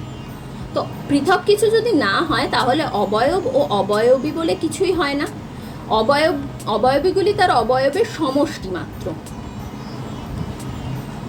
তো এখানে এই জন্য পূর্বপক্ষীরা আপত্তি তুলেছেন। তো এখানে উদাহরণস্বরূপ বলা হচ্ছে যে ঘট হলো অনেক পরমাণুর সমষ্টি, অনেকগুলি পরমাণু দিয়ে গঠিত হচ্ছে ঘট। তো এখানে ওই পরমাণু সমষ্টিটাকে আমরা ঘট বলে চিনছি, পৃথকভাবে অবয়ব বা অবয়বী কিছু হচ্ছে না। তো এই আপত্তিটার উত্তরে নৈয়ায়িকরা কি বলছেন যে ঘট এক প্রকার স্থূল পদার্থ এবং আমাদের প্রত্যক্ষের দ্বারা সিদ্ধ, আমরা সবাই ঘটকে দেখতে পাই। এই যে জ্ঞানটা হচ্ছে এইরূপ ঘট প্রত্যক্ষে আমরা এই যে বহু পরমাণু, সেই বহু পরমাণু কিন্তু প্রত্যক্ষ করছি না, কারণ পরমাণু আমরা জানি প্রত্যক্ষযোগ্য নয়, পরমাণু সূক্ষ্ম। প্রত্যক্ষযোগ্য কেন, শুধু ইন্দ্রিয়গ্রাহ্যই নয়, পরমাণুকে আমরা ইন্দ্রিয়ের দ্বারা জানতেই পারি না। তো এইরূপ ঘট প্রত্যক্ষকে ভ্রান্ত বলা যায় না, কারণ আমরা দেখতে পাচ্ছি। আর এইরূপ প্রত্যক্ষের বাধকেরও অভাব রয়েছে, মানে কোনো বাধার দ্বারা এমন ঘটছে না যে আমরা ঘটকে জানতে পারছি না। তাই এই প্রত্যক্ষকে ভ্রান্ত বলা যাচ্ছে না। কিন্তু আমাদের এরকম প্রত্যক্ষ জ্ঞান ঘটছে, আমরা ঘটকে জানছি, তাই জন্য বলা হচ্ছে কি যে অবয়ব অবয়বী ভিন্ন এবং এটি অবয়ব অবয়বী থেকে ভিন্ন, মানে ঘট মানেই যে পরমাণুর সমষ্টি, মানে অবয়বী মানে যে অবয়বের সমষ্টি, এমন বৌদ্ধ মতকে নৈয়ায়িকরা স্বীকার করছেন না। এখানে এই রকম কিছু উদাহরণ দেওয়া হয়, আমি উদাহরণ কয়েকটা কালেক্ট করে লিখেছি। যেরকম পটের ক্ষেত্রে তন্তু আর পট সমবায় সম্বন্ধে সংযুক্ত, পটে পট রূপ সমবায় সম্বন্ধে সংযুক্ত, পটে তন্তুরূপ। এখানে একটা কথা বলা প্রয়োজন, যেটা নেট সেটে খুব পরীক্ষায় আসে, যেটা হচ্ছে সমবায়ী কারণ অসমবায়ী কারণ। এখানে আমি সমবায়ী কারণ অসমবায়ী কারণ বা কারণের কোনো ব্যাখ্যা নিয়ে আলোচনা করছি না, কিন্তু এখানে এই পট তন্তুর কথাটাতে একটা কথা উল্লেখ করা প্রয়োজন, যে পটের ক্ষেত্রে যেহেতু তন্তু পটের সমবায় সম্বন্ধে আবদ্ধ থাকছে, তাই পটের ক্ষেত্রে তন্তু সমবায়ী কারণ হচ্ছে। এবার তন্তুর একটা রূপ থাকে, সেটার সমবায়ী কারণ হচ্ছে তন্তু। তন্তুর রূপ তন্তুর সমবায়ী কারণ, কিন্তু পটে তন্তু রূপ অসমবায়ী কারণ হয়ে যাচ্ছে। এই প্রশ্নটা কিন্তু নেটেতে খুব আসে, আমি অনেকবার পেয়েছি, মানে বিভিন্নভাবে ঘুরিয়ে ঘুরিয়ে এই কোয়েশ্চেনটা আসে যে কোনটা কিসের অসমবায়ী কারণ বা কোনটা কিসের সমবায়ী কারণ। এটা তর্ক সংগ্রহে খুব ভালোভাবে যেখানে কারণের ব্যাখ্যা রয়েছে, 3 প্রকার কারণ, সমবায়ী, অসমবায়ী, নিমিত্ত কারণের কথা উল্লেখ আছে, সেখানে আছে, সেখানগুলো তোমরা ভালো করে একটু দেখে নিও। সমবায়ী কারণ, অসমবায়ী কারণ আর নিমিত্ত কারণ কোনটা কিসের কারণ সেইটা নিয়ে প্রচুর প্রশ্ন আসে, তাই এইখানে আমার মনে হলো এটা একটুখানি বলে দেওয়া দরকার। তর্ক সংগ্রহে তো সমবায় সম্পর্কে অনেকটাই ব্যাখ্যা করা হয়েছে, কিন্তু তর্ক ভাষাতে এই সামান্যই আলোচনা রয়েছে। মেনলি এখানে সমবায়ের একটা লক্ষণ দেওয়া হয়েছে এবং বৌদ্ধরা যে এই অবয়বী নিয়ে একটা আপত্তি তুলেছেন সেটাকে খণ্ডন করা হয়েছে। সমবায় সম্বন্ধ সম্পর্কে বা সমবায় পদার্থ সম্পর্কে এর অতিরিক্ত আর কিছু বলা হয়নি। তোমাদের কারোর কোনো প্রশ্ন থাকলে করতে পারো।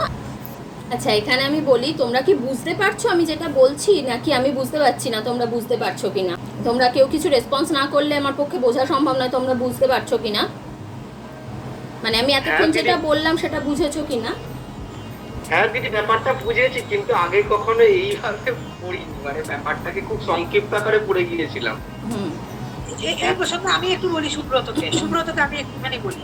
হ্যাঁ, ধরো সামনেই নেট পরীক্ষা আসছে, ঠিক আছে, কোনো বিষয়কেই সংক্ষিপ্ত পড়লে কিন্তু দেখবে পরীক্ষার সময় আনসারগুলো করতে পারবে না। যে কোনো বিষয় হতে পারে, সেটা সংক্ষিপ্ত পড়লে হবে না, ইন ডেপথ একদম তোমার ডিটেলসে সেটা জানতে হবে। যদি তুমি সেই জিনিসটা জানতে পারো, ধরো সুব্রত, তোমাকে যে প্রশ্নই দিক না কেন কোনো প্রশ্নের আনসার করতেই কিন্তু তোমার অসুবিধা হওয়ার কথা না। যেমন অনেকে বলছে যে অ্যাসারশন রিজনিং আসে নেট পরীক্ষায়, অ্যাসারশন রিজনিং আসে, সেই অ্যাসারশন রিজনিং এর উত্তর অনেকেই করতে পারছে না। তার একমাত্র বড় কারণ হচ্ছে অ্যাসারশন রিজনিং করতে গেলে কনসেপ্ট যদি ক্লিয়ার না থাকে, কালের হিসাবটা যদি ক্লিয়ার না থাকে, তাহলে কিন্তু তুমি অ্যাসারশন রিজনিং এর প্রশ্নের উত্তরই করতে পারবে না। তাহলে নেটে যে বিষয় পড়ো না কেন সেই বিষয়কে কিন্তু এইভাবেই ডেপথলি তোমাকে জানতে হবে, দেখবে তাহলে নেটের আনসার করতে কিন্তু কিছু অসুবিধা হবে না। বলো স্পন্দিতা, এবার কি বলার আছে? আমি একটু ভাষা পরিচ্ছেদ থেকে সমবায়ের আলোচনাটা করতে চাই। নতুন কথা তো বলা হয়েছেই, কিন্তু মূল কথাটা তো ওই একই থাকছে যে ওই 5 প্রকার যে যুগ্ম পদার্থ, সেই 5 প্রকার যুগ্ম পদার্থকে বলা হচ্ছে, 5 প্রকার যুগ্ম পদার্থের মধ্যে যে সম্বন্ধ সেটাকে বলা হচ্ছে সমবায় সম্বন্ধ। তো এই যে সমবায় সম্বন্ধ এখানে একটা কারিকার মাধ্যমে ব্যাখ্যা করা হয়েছে, ঘটা দিনাং কপালদৌ, যে কারিকাটা 11 নম্বর কারিকা হচ্ছে, সেখানে ব্যাখ্যা করে বলা হয়েছে যে ঘট, কপালদয়, দ্রব্য গুণ, দ্রব্য কর্ম, দ্রব্য জাতি এবং নিত্যদ্রব্য বিশেষকে বোঝানো হয়েছে। এই 5 প্রকার যুগ্ম পদার্থের উল্লেখ করার জন্য মূলত এই কারিকাটাই ব্যবহার করা হয়েছে। যথারীতি বিশ্বনাথ সমবায়কে নিত্য সম্বন্ধ বলেই স্বীকার করেছেন, আর একটা অনুমানের দ্বারা সমবায়কে সিদ্ধ করার প্রচেষ্টা করেছেন। নতুন বিষয় হলো এইটা ভাষা পরিচ্ছেদে।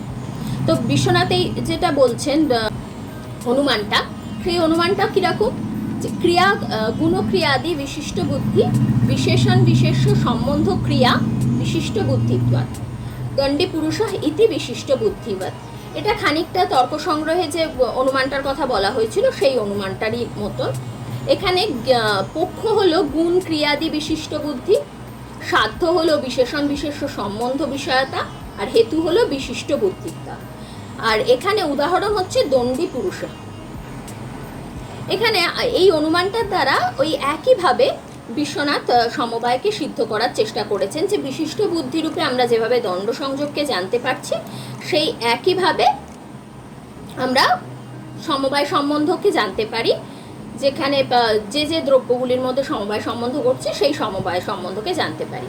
সংযোগ এক প্রকার গুণ, এই আমরা জানি যে এইভাবে অনুমান করলে সংযোগাদির বাদ হয়ে যায়, অর্থাৎ গুণ, ক্রিয়া এবং জাতি দ্রব্য থেকে পৃথক হয়ে যায়।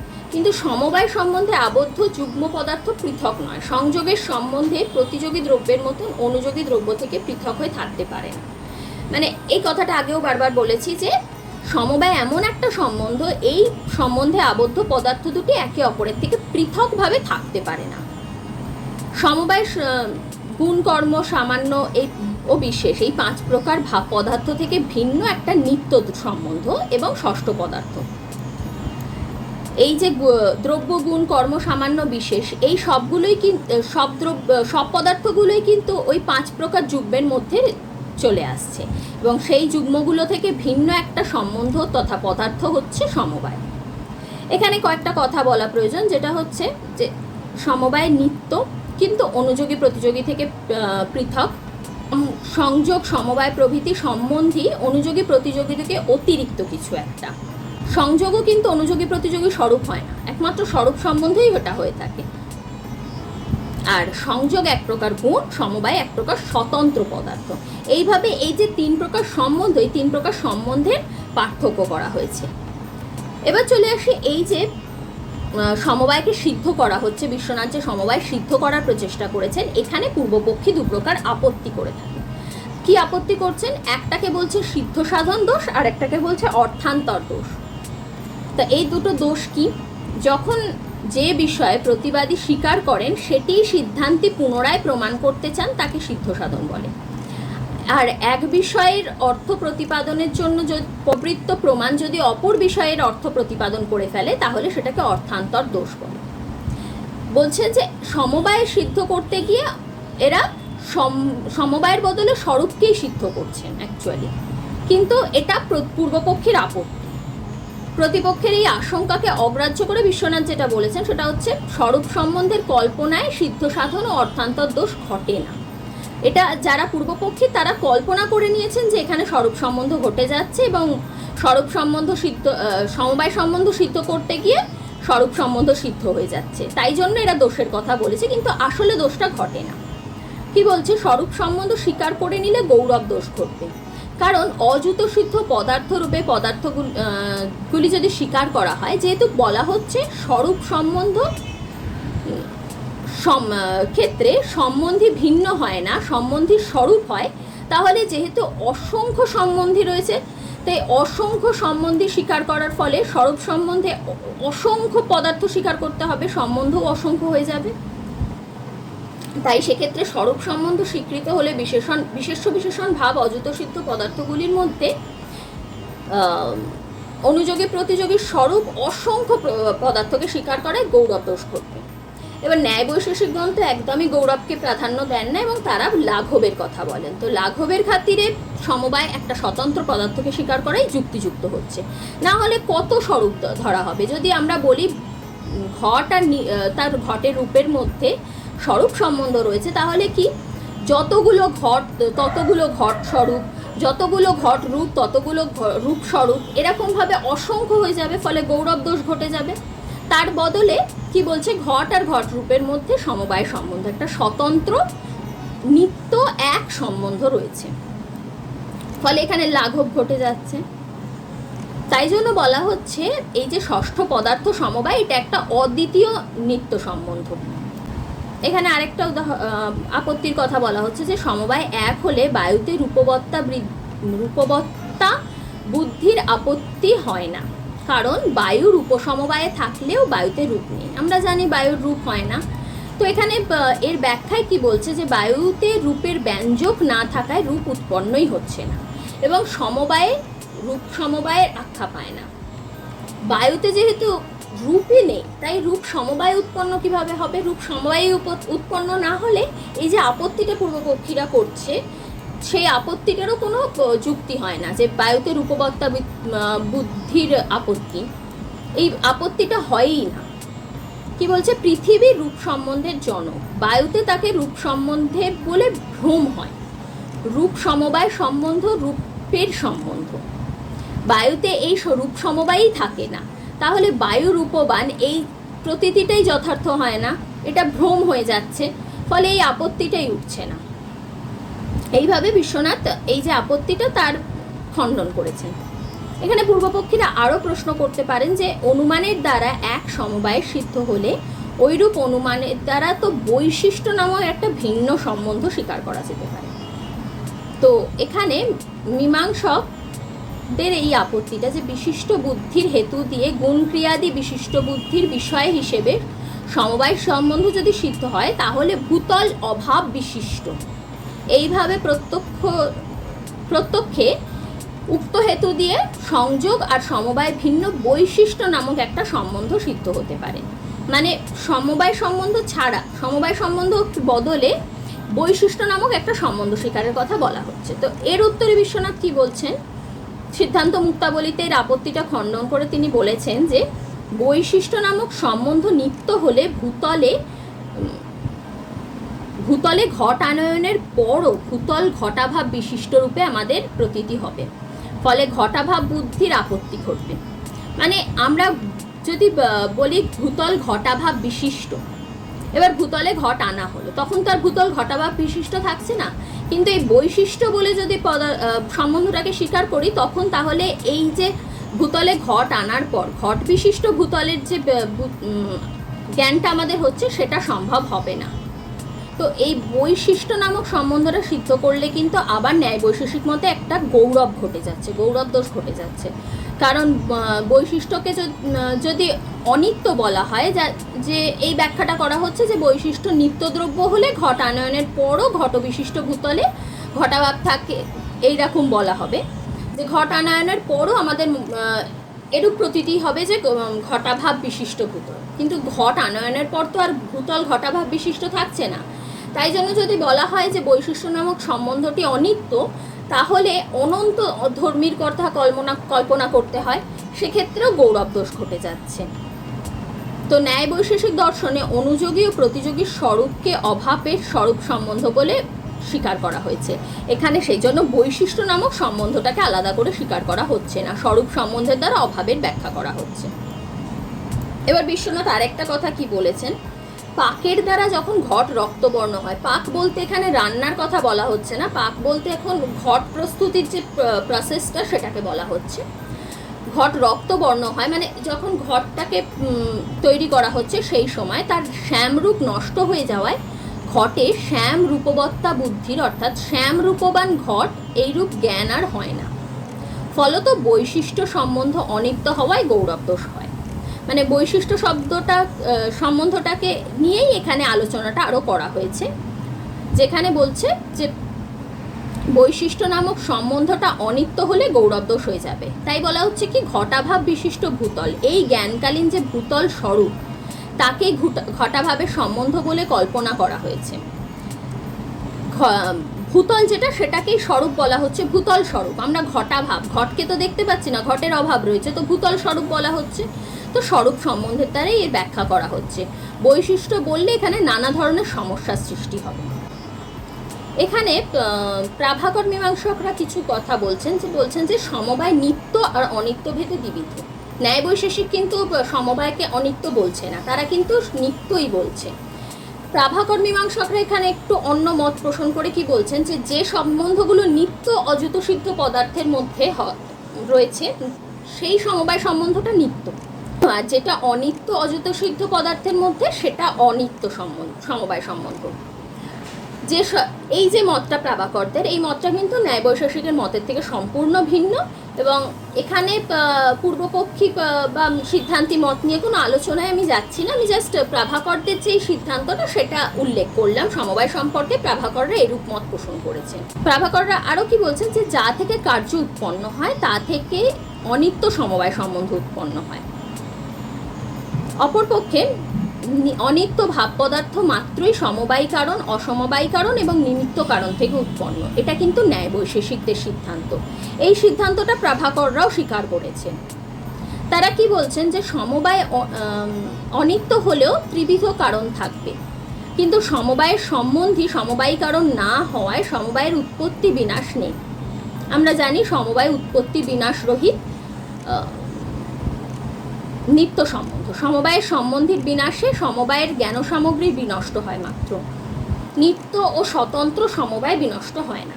মানে সমবায় যে সম্বন্ধটা সেটার বিনাশ হচ্ছে না, যেটা বিনাশ হচ্ছে সেটা হচ্ছে সম্বন্ধী দ্রব্য দুটির বিনাশ, সম্বন্ধী পদার্থ দুটির বিনাশ ঘটছে, দ্রব্য নয়, সমবায় পদার্থের মধ্যে ঘটে।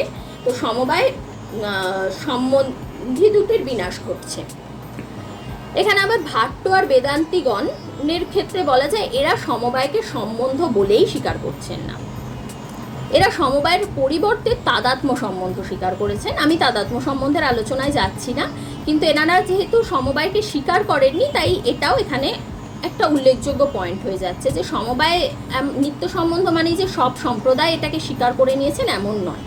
বিভিন্ন সম্প্রদায় ভিন্ন ভিন্ন মত পোষণ করেছেন, আবার কেউ কেউ অস্বীকারও করেছেন। এবার ভাষা পরিচ্ছেদের সংযোগ সম্বন্ধ সম্পর্কে যে আলোচনাটা হয়েছে সেটা আমি সংক্ষেপে বলে আমার আলোচনাটা শেষ করছি। এখানে ভাষা পরিচ্ছেদে বলা হয়েছে যে ভাষা পরিচ্ছেদের গুণখণ্ডে সংযোগ সম্বন্ধ সম্বন্ধে আলোচনা করা হয়েছে। এখানে কি বলা হচ্ছে, অপ্রাপ্ত দুটো দ্রব্যের মধ্যে যে প্রাপ্তি বা সম্বন্ধ সেটাকেই সংযোগ বলা হচ্ছে। যেমন আমার হাতে এখন বই নেই, আমি বইটা নিলাম, মানে আমি বইটা প্রাপ্ত হলাম, বইয়ের সঙ্গে হস্তের সংযোগ ঘটলো, এটা হচ্ছে সংযোগ সম্বন্ধ। তো এই সংযোগ সম্বন্ধকে উৎপত্তি প্রক্রিয়া ভেদে বিশ্বনাথ 3 ভাগে ভাগ করেছেন। কি কি এই 3টে ভাগ? এক হচ্ছে দ্রব্যের একটির কর্মজন্য, দ্বিতীয় হচ্ছে উভয় দ্রব্যের কর্মজন্য, এবং তৃতীয় হচ্ছে সংযোগ জন্য। এই উদাহরণগুলো কিন্তু আমি তর্ক সংগ্রহের আলোচনা প্রসঙ্গেও দিয়েছি, আমি আর আলাদা করে দিচ্ছি না, শুধু সংক্ষেপে বলে দিচ্ছি যে সেন পাখির যে উদাহরণটা দিলাম, বৃক্ষের উপর এসে বসা বা পর্বতের উপর এসে বসা, যেটা ভাষা পরিচ্ছেদে বলা হয়েছে, সেটা হচ্ছে একটির কর্মজন্য। মেষের কথা যেটা বলা হলো সেটা হচ্ছে উভয় কর্মজন্য। আর সংযোগ জন্য যেটা আছে সেটা হস্তপুস্তকের সংযোগের কারণে শরীরের সঙ্গে পুস্তকের যে সম্বন্ধ সেটা হচ্ছে সংযোগ জন্য সংযোগ। এই ভাষা পরিচ্ছেদে আরেকটা যেটা বলা হচ্ছে সেটা হচ্ছে কর্মজন্য সংযোগকে বিশ্বনাথ 2 ভাগে ভাগ করেছেন। এবার এই কর্মজন্য সংযোগটা কি? এখানে দুটো কর্মজন্য সংযোগ কি অ্যাকচুয়ালি কিন্তু ব্যাখ্যা ভাষা পরিচ্ছেদে খুব বেশি কিছু করা হয়নি। মূলত যেটা বলা হয়েছে এটা 2 ভাগে বিভক্ত, একটা হচ্ছে অভিঘাত আর একটা হচ্ছে নোদন। যে কর্মজ সংযোগের দ্বারা শব্দ উৎপন্ন হয় তাকে বলা হচ্ছে অভিঘাত। অপরপক্ষে যে কর্মজ সংযোগ শব্দের কারণ হয় না তাকে নোদন বলা হচ্ছে। মানে শব্দ উৎপন্ন হওয়া এবং উৎপন্ন না হওয়ার কারণ রূপে যে সংযোগের কথা বলা হচ্ছে সেই বিভাগটা হচ্ছে অভিঘাত ও নোদন। যে কর্মজ সংযোগের দ্বারা শব্দ উৎপন্ন হচ্ছে সেটা অভিঘাত, আর যে কর্মজ সংযোগের দ্বারা শব্দ উৎপন্ন হচ্ছে না সেটা নোদন। আমি তর্ক সংগ্রহ, ভাষা পরিচ্ছেদ আর তর্ক ভাষায় এই 3টে গ্রন্থ অবলম্বনে যে সমবায়ের আলোচনাটা হয়েছে সেটাই খুব সংক্ষেপে আলোচনা করার চেষ্টা করলাম। আমার মনে হচ্ছে তোমরা অনেকেই হয়তো বুঝতে পারোনি বা কঠিন লাগছে, তেমন কেউ কিছু প্রশ্ন করছো না। আর আমার বলাটা আমি এখানেই আজকে শেষ করলাম। তবে তোমরা যদি বলো আমি প্রশস্তপাদ ভাষ্য অনুসরণ করো, এটা সমবায় সম্পর্কে প্রশস্তপাদ ভাষ্যে কি বলা হয়েছে সেটা ব্যাখ্যা করার চেষ্টা করব অন্য কোনো একটা ক্লাসে। আর তোমাদের কারোর যদি কোনো প্রশ্ন থাকে সেটা প্রশ্ন করতে পারো। তোমাদেরকে একটা মাথার উপর দিয়ে চলে গেছে নাকি সমবায় সম্পর্কে সবার বক্তব্য বলো একটু শুনি। আমারও সেটাই মনে হচ্ছে, আমি একটু বেশি কঠিন করে বলে ফেলেছি হয়তো। বলো। না না, কঠিন নয়, বিষয়টা সহজভাবেই বুঝলাম, ভালোই লেগেছে। আচ্ছা, সঙ্গীতের ভালো লেগেছে, কারো যদি কোনো একজন দুজনই বলছে সবার কঠিনই লেগেছে মনে হচ্ছে, বাকিরা কেউ কিছু বলছে না। না দিদি কি আছে, এমনি আলোচনা খুব সুন্দর হয়েছে, বোঝাও গেছে, বোঝা যায়নি তাই না। তবে হ্যাঁ কিছু কিছু জায়গায় একটু শক্ত মনে হয়েছে। হ্যাঁ, বিষয়টাই শক্ত। কনসেপ্ট ক্লিয়ার হয়ে যাবে। কোনো প্রশ্ন থাকলে প্রশ্ন করতে পারো, কি কোনো জায়গাটা বুঝতে অসুবিধা হয়ে থাকলে। শক্ত লাগছে যেখানটা বললে সেখানটা কোন জায়গাটা শক্ত লেগেছে একটু যদি বলো, সেখানটা না হয় আমি আরেকবার বলে দিতে পারি। প্রশান্ত? হ্যাঁ দিদি। হ্যাঁ, কোন জায়গা শক্ত লেগেছে বললে আমি সেখানটা না হয় আরেকবার বলে দিতে পারি। ওই যে সম্বন্ধ জায়গাটা তুমি একটুখানি ক্লিয়ারলি যদি বলো কোন জায়গাটা। অদ্বৈত সিদ্ধের পরে যেটা তুমি আলোচনা করলেন না, ওই জায়গাটা একটু জটিল মনে হলো আমার। অযুত সিদ্ধের পর তর্ক সংগ্রহ বলতে গিয়ে যেখানটা বলেছিলাম। হ্যাঁ দিদি, হ্যাঁ। আচ্ছা, তর্ক সংগ্রহ বলতে গিয়ে আমি অযুত সিদ্ধ সম্বন্ধ যে অযুত সিদ্ধ পদার্থের মধ্যে যে 5 প্রকার পদার্থের মধ্যে যে সম্বন্ধ হচ্ছে সেটা বললাম। আর তারপরে সম্বন্ধ বলতে তো আমি সংযোগ স্বরূপের এইটার ব্যাখ্যাটাই একটু বলেছিলাম। সেইখানটায় কোনো জায়গাটা বুঝতে অসুবিধা হচ্ছে? হ্যাঁ হ্যাঁ, ওই জায়গাটা। আচ্ছা, এখানে আমি খুব বেশি কিছু তো বলিনি। আমি সম্বন্ধ বলতে সংযোগ, স্বরূপ আর সমবায় তিনটেই যেহেতু সম্বন্ধ আর তিনটে পৃথক হয়ে যাচ্ছে, সমবায়ে একটা নিত্য সম্বন্ধ, সংযোগ অনিত্য সম্বন্ধ, আর স্বরূপ সম্বন্ধী ভিন্ন নয়, এমন একটা সম্বন্ধ যেটা সম্বন্ধী স্বরূপ, এইটাই বলা হচ্ছে। এই প্রসঙ্গে তুমি যদি প্রশ্নটাকে একটুখানি স্পেসিফিক করে বলতে পারো, আমার বলতে সুবিধা হতো। অ্যাকচুয়ালি যদি বলে এই জায়গাটা বুঝেছি, তবে বই পড়ার পর হয়তো প্রশ্নটা মানে ভালো বোঝা যাবে, কিন্তু এখন আমি অতটা কনসেপ্ট ক্লিয়ার, মানে বই না পড়লে সঠিক বলতে পারবো না। বইটা পড়ে তর্ক সংগ্রহটা পড়ো, তর্ক সংগ্রহতে খুবই সোজা করেই লেখা আছে। আমি যতটা সোজা করে বলা যায় বলেছিলাম, কিন্তু যেহেতু বিষয়টাই খুব কঠিন, তা বিষয়টাই সেক্ষেত্রে একটুখানি তোমাদের কঠিন হয়ে গেছে। তোমাদের কারোর কোনো প্রশ্ন থাকলে গ্রুপে বা লিখে দিও, আমি সেটার উত্তর দেওয়ার চেষ্টা করব। আর কারোর যদি কিছু বলার থাকে তো বলো। দিদি, কর্মজন্য সংযোগের যে বিভাগ দুটো বললে ওটা হ্যাঁ। আরেকবার। ভাষা পরিচ্ছেদ অনুসরণে একদম শেষে যেটা বললাম, হ্যাঁ হ্যাঁ হ্যাঁ। হ্যাঁ, এখানে কর্মজন্য সংযোগের যে বিভাগটা বলা হচ্ছে সেটা বলছে অভিঘাত আর নোদন।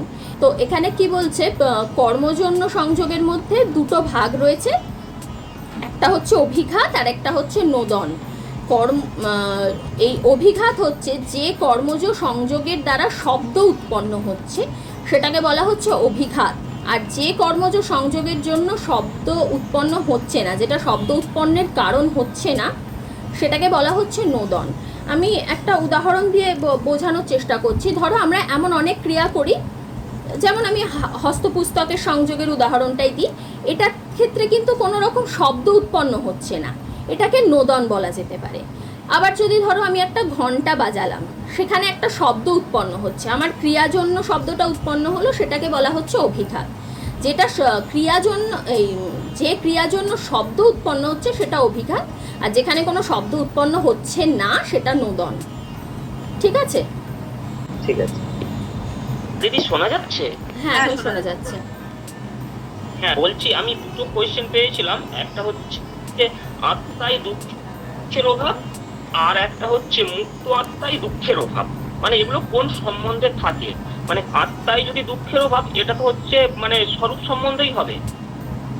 আত্মায় মানে আত্মা তো মানে না, সরি, আত্মায় দুঃখের অভাবটা স্বরূপ সম্বন্ধ হচ্ছে কেন? মুক্ত আত্মায় যদি দুঃখের অভাব বলি, এটা তো স্বরূপ সম্বন্ধ হবে, কারণ হচ্ছে মানে আত্মা স্বরূপত দুঃখময়, কিন্তু মুক্ত আত্মা যখন আমরা বলছি তখন সেটা দুঃখের অভাবটা হচ্ছে তার স্বরূপ হয়ে যাচ্ছে। না দেখো, এখানে এরকম, হ্যাঁ, এরকম কোনো উদাহরণের কথা আমি ঠিক পড়িনি, তবে এই যে আত্মা স্বরূপত দুঃখময় কথাটা বললে, মানে বুঝতে চাইছিলাম, হ্যাঁ, আত্মা স্বরূপত দুঃখ, মানে একটা হচ্ছে আত্মায় দুঃখের অভাব আর একটা হচ্ছে মুক্ত আত্মায় দুঃখের অভাব, মানে সম্বন্ধের জায়গাটা কোন সম্বন্ধে থাকছে। দেখো, অভাব পদার্থ মাত্রই কিন্তু স্বরূপ সম্বন্ধে থাকে।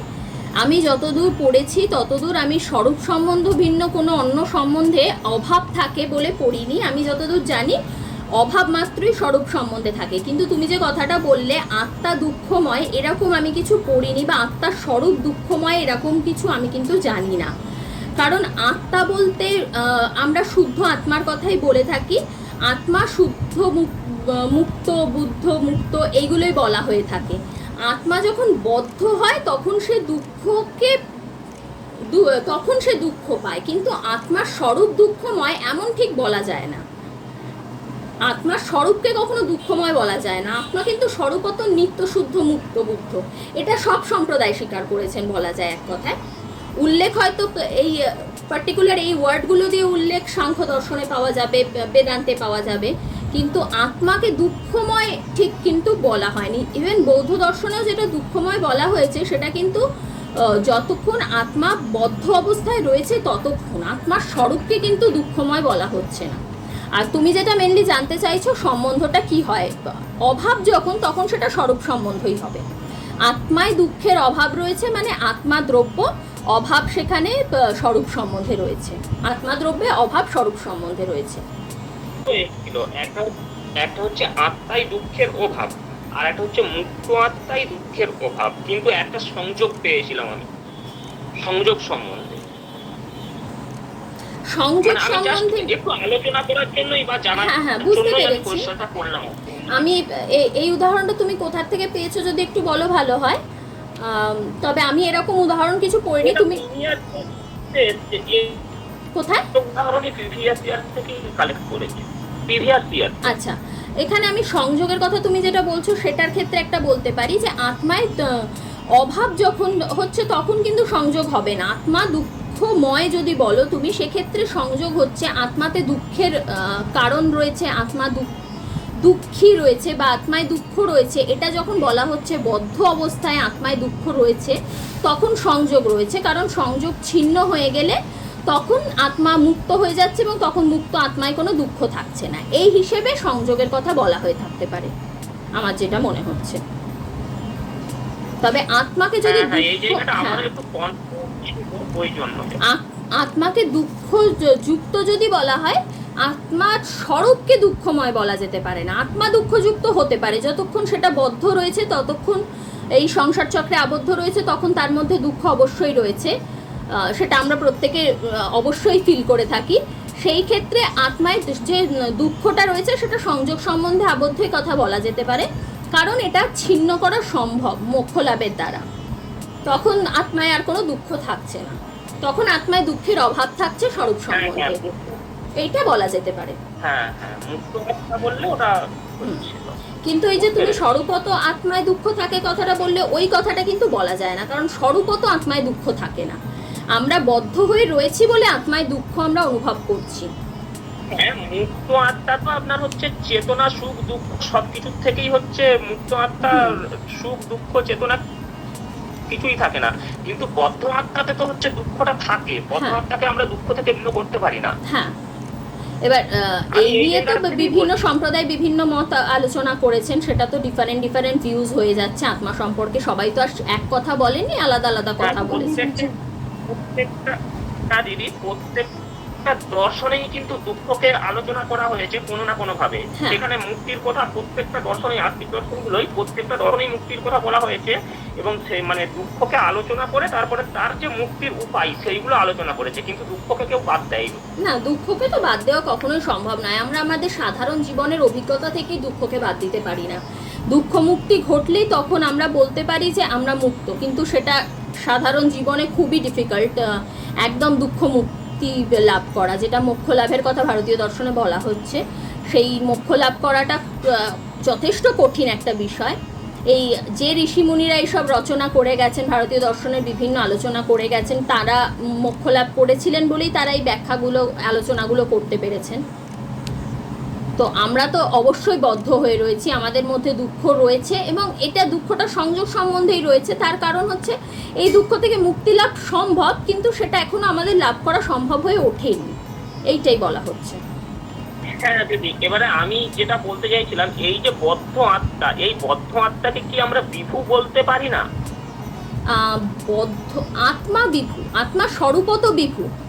আত্মা যে দ্রব্য ন্যায় বৈশেষিক দর্শনে স্বীকার করা হয়েছে, এই জায়গায় করতে চাইছিলাম, বলছি আত্মা যদি বিভু হয় তাহলে এই যে আত্মায় যে দুঃখের অভাব, এইটা তো হচ্ছে সংযোগ সম্বন্ধেই ঘটছে।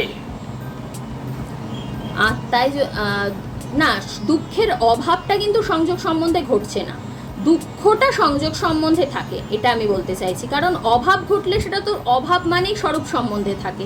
আর হ্যাঁ, দুঃখটা যদি সংযোগ সম্বন্ধে থাকে তাহলে আত্মা তো একটা বিভূত। মানে কিভাবে এটা হচ্ছে বলছে, এটা সংযোগ সম্বন্ধটা হচ্ছে কিভাবে, আমি এই জায়গাটা বুঝতে পেরেছি। আত্মা একটা নিত্য দ্রব্য, বিভু দ্রব্য। এখানে যেটা আমাদের ভ্রম হয়, যে ভ্রমের কারণে আমরা আত্মাকে বদ্ধ বলে মনে করি, যেটা সব দর্শনেই আলোচনা করা হয়েছে, সম্ভবত সেই কারণেই আমরা আত্মায় দুঃখের এটাকে আরোপ করি খানিকটা। এটা সাংখ্য বেদান্ত মতে যে আরোপের কথা বলা হয়েছে সেখান থেকে চলে আস। এই যে আত্মায় দুঃখের সংযোগ কথাটা তুমি বলছো, প্রশ্নটা করছো, এই জায়গাটাও আমি ঠিক কোথাও পড়িনি। আমি তোমার প্রশ্নটার বেসিসে একটা উত্তর দেওয়ার চেষ্টা করছি। তো আত্মায় যে দুঃখের কথা বলা হচ্ছে সেটা কিন্তু আমাদের শরীর জন্য, মানে আমরা এই শরীর ধারণ করে আছি, তার মধ্যে আত্মা রয়েছে। আমাদের যে দুঃখগুলো হয় সেগুলো কিন্তু আত্মায় হয় না। আমাদের হয়তো আমাদের শরীর খারাপ হলো, তার ফলে দুঃখ হলো, এটা একটা সংযোগ জন্য হচ্ছে। আবার আমাদের ধরো কোনো কিছু হারিয়ে গেল, সেটাও সংযোগ বিভাগ জন্য হচ্ছে। এইভাবে আমাদের দুঃখগুলো সৃষ্টি হয়। আত্মায় সেই অর্থে কিন্তু কোনো দুঃখ থাকে না, আমরা ভুল করে ভাবি যে আমাদের আত্মায় হয়তো দুঃখ রয়েছে, এইটা একটা বলা যেতে পারে। এটা আমার নিজস্ব একটা মত বলতে পারো, কারণ আমি সেইভাবে এই যে প্রশ্নটা তুমি করলে সেটা তো কোথাও পড়িনি, তাই সেইভাবে উত্তর দেওয়াটা আমার পক্ষে সম্ভব হচ্ছে না। এটা আমার পড়া অনুযায়ী, আমার নিজস্ব ধারণা অনুযায়ী আমি কথাটা বললাম। হ্যাঁ হ্যাঁ, বুঝতে পেরেছি। আসলে আমারও এই জায়গাটা একটু কনফিউশন ছিল, ওই জন্য চাইছিলাম আর কি। আর কারোর কিছু বলার আছে? মানে আমি যেগুলো পড়িয়েছি সেখান থেকে কারোর কিছু যদি বুঝতে অসুবিধা হয়ে থাকে সেটা যদি কেউ কিছু বলো। আমার মনে হচ্ছে কেউ কিছুই বুঝতে পারেনি, কেউ কিছুই বলছে না। না না, আশা করি বুঝতে পেরেছে সবাই, আমার ধারণা বুঝতে পেরেছে। অনেকটাই সহজভাবে তুমি বলেছো, ঠিক আছে, অনেকটাই সহজভাবে তুমি বলেছো, অনেকেই বুঝতে পেরেছে। আশা করি তোমাদের আর কোনো কি প্রশ্ন আছে স্পন্দিতার কাছে? আমার মনে হয় স্পন্দিতা, ওদের আর এখন ইমিডিয়েটলি কোনো প্রশ্ন নেই। যদি তোমাদের পরবর্তীকালে মনে হয় যে নেটের কোয়েশ্চেন পেপার থেকে কোনো প্রশ্ন তোমাদের আটকে যাচ্ছে, তুমি তার আনসার করতে পারছো না, অবশ্যই গ্রুপে দেবে, স্পন্দিতা কিন্তু তার আনসার করে দেবে। হ্যাঁ নিশ্চয়ই, যাই হোক, হ্যাঁ, আমি উত্তর দেওয়ার চেষ্টা করবো। কবিতাকে অসংখ্য ধন্যবাদ। এত সুন্দরভাবে সমবায় সম্বন্ধ খুব সোজা ব্যাপার নয়, যথেষ্ট কঠিন একটা বিষয়, সেই বিষয়টাকে একটু সহজভাবে তুমি স্টুডেন্টদের সামনে তুলে ধরলে আমি আশা রাখছি যে স্টুডেন্টরা সবাই উপকৃত হয়েছে। আবারও বলছি, তোমাদের যদি কোনো প্রকার কোনো প্রশ্ন থেকে থাকে সেটা কিন্তু গ্রুপে দেবে, গ্রুপে দিলে কিন্তু সবাই তার আনসার করে দেওয়ার চেষ্টা করবে। সেটা টেলিগ্রামেও করতে পারো, সেটা হোয়াটসঅ্যাপে করতে পারো। যাই হোক স্পন্দিতা, আর সবাইকেই বলছি যে তাহলে আজকের মতো ক্লাসটা শেষ হচ্ছে। পরের সানডেতে কি ক্লাস হবে তার ডিটেলসটা আমি তোমাদের গ্রুপেই দিয়ে দেবো, ঠিক আছে? সেই জায়গায় আমিও কোনো কোনো সময় ক্লাস নিতে পারি, সামনে যেহেতু তোমাদের পরীক্ষা চলে এসছে, বিভিন্ন ছোট ছোট বিষয়ে আমি ক্লাস নিতে পারি। দেখা যাক কতটা সাকসেসফুল হয় ব্যাপারটা। তাহলে আজকের মতো ক্লাসটা এখানে শেষ করছি।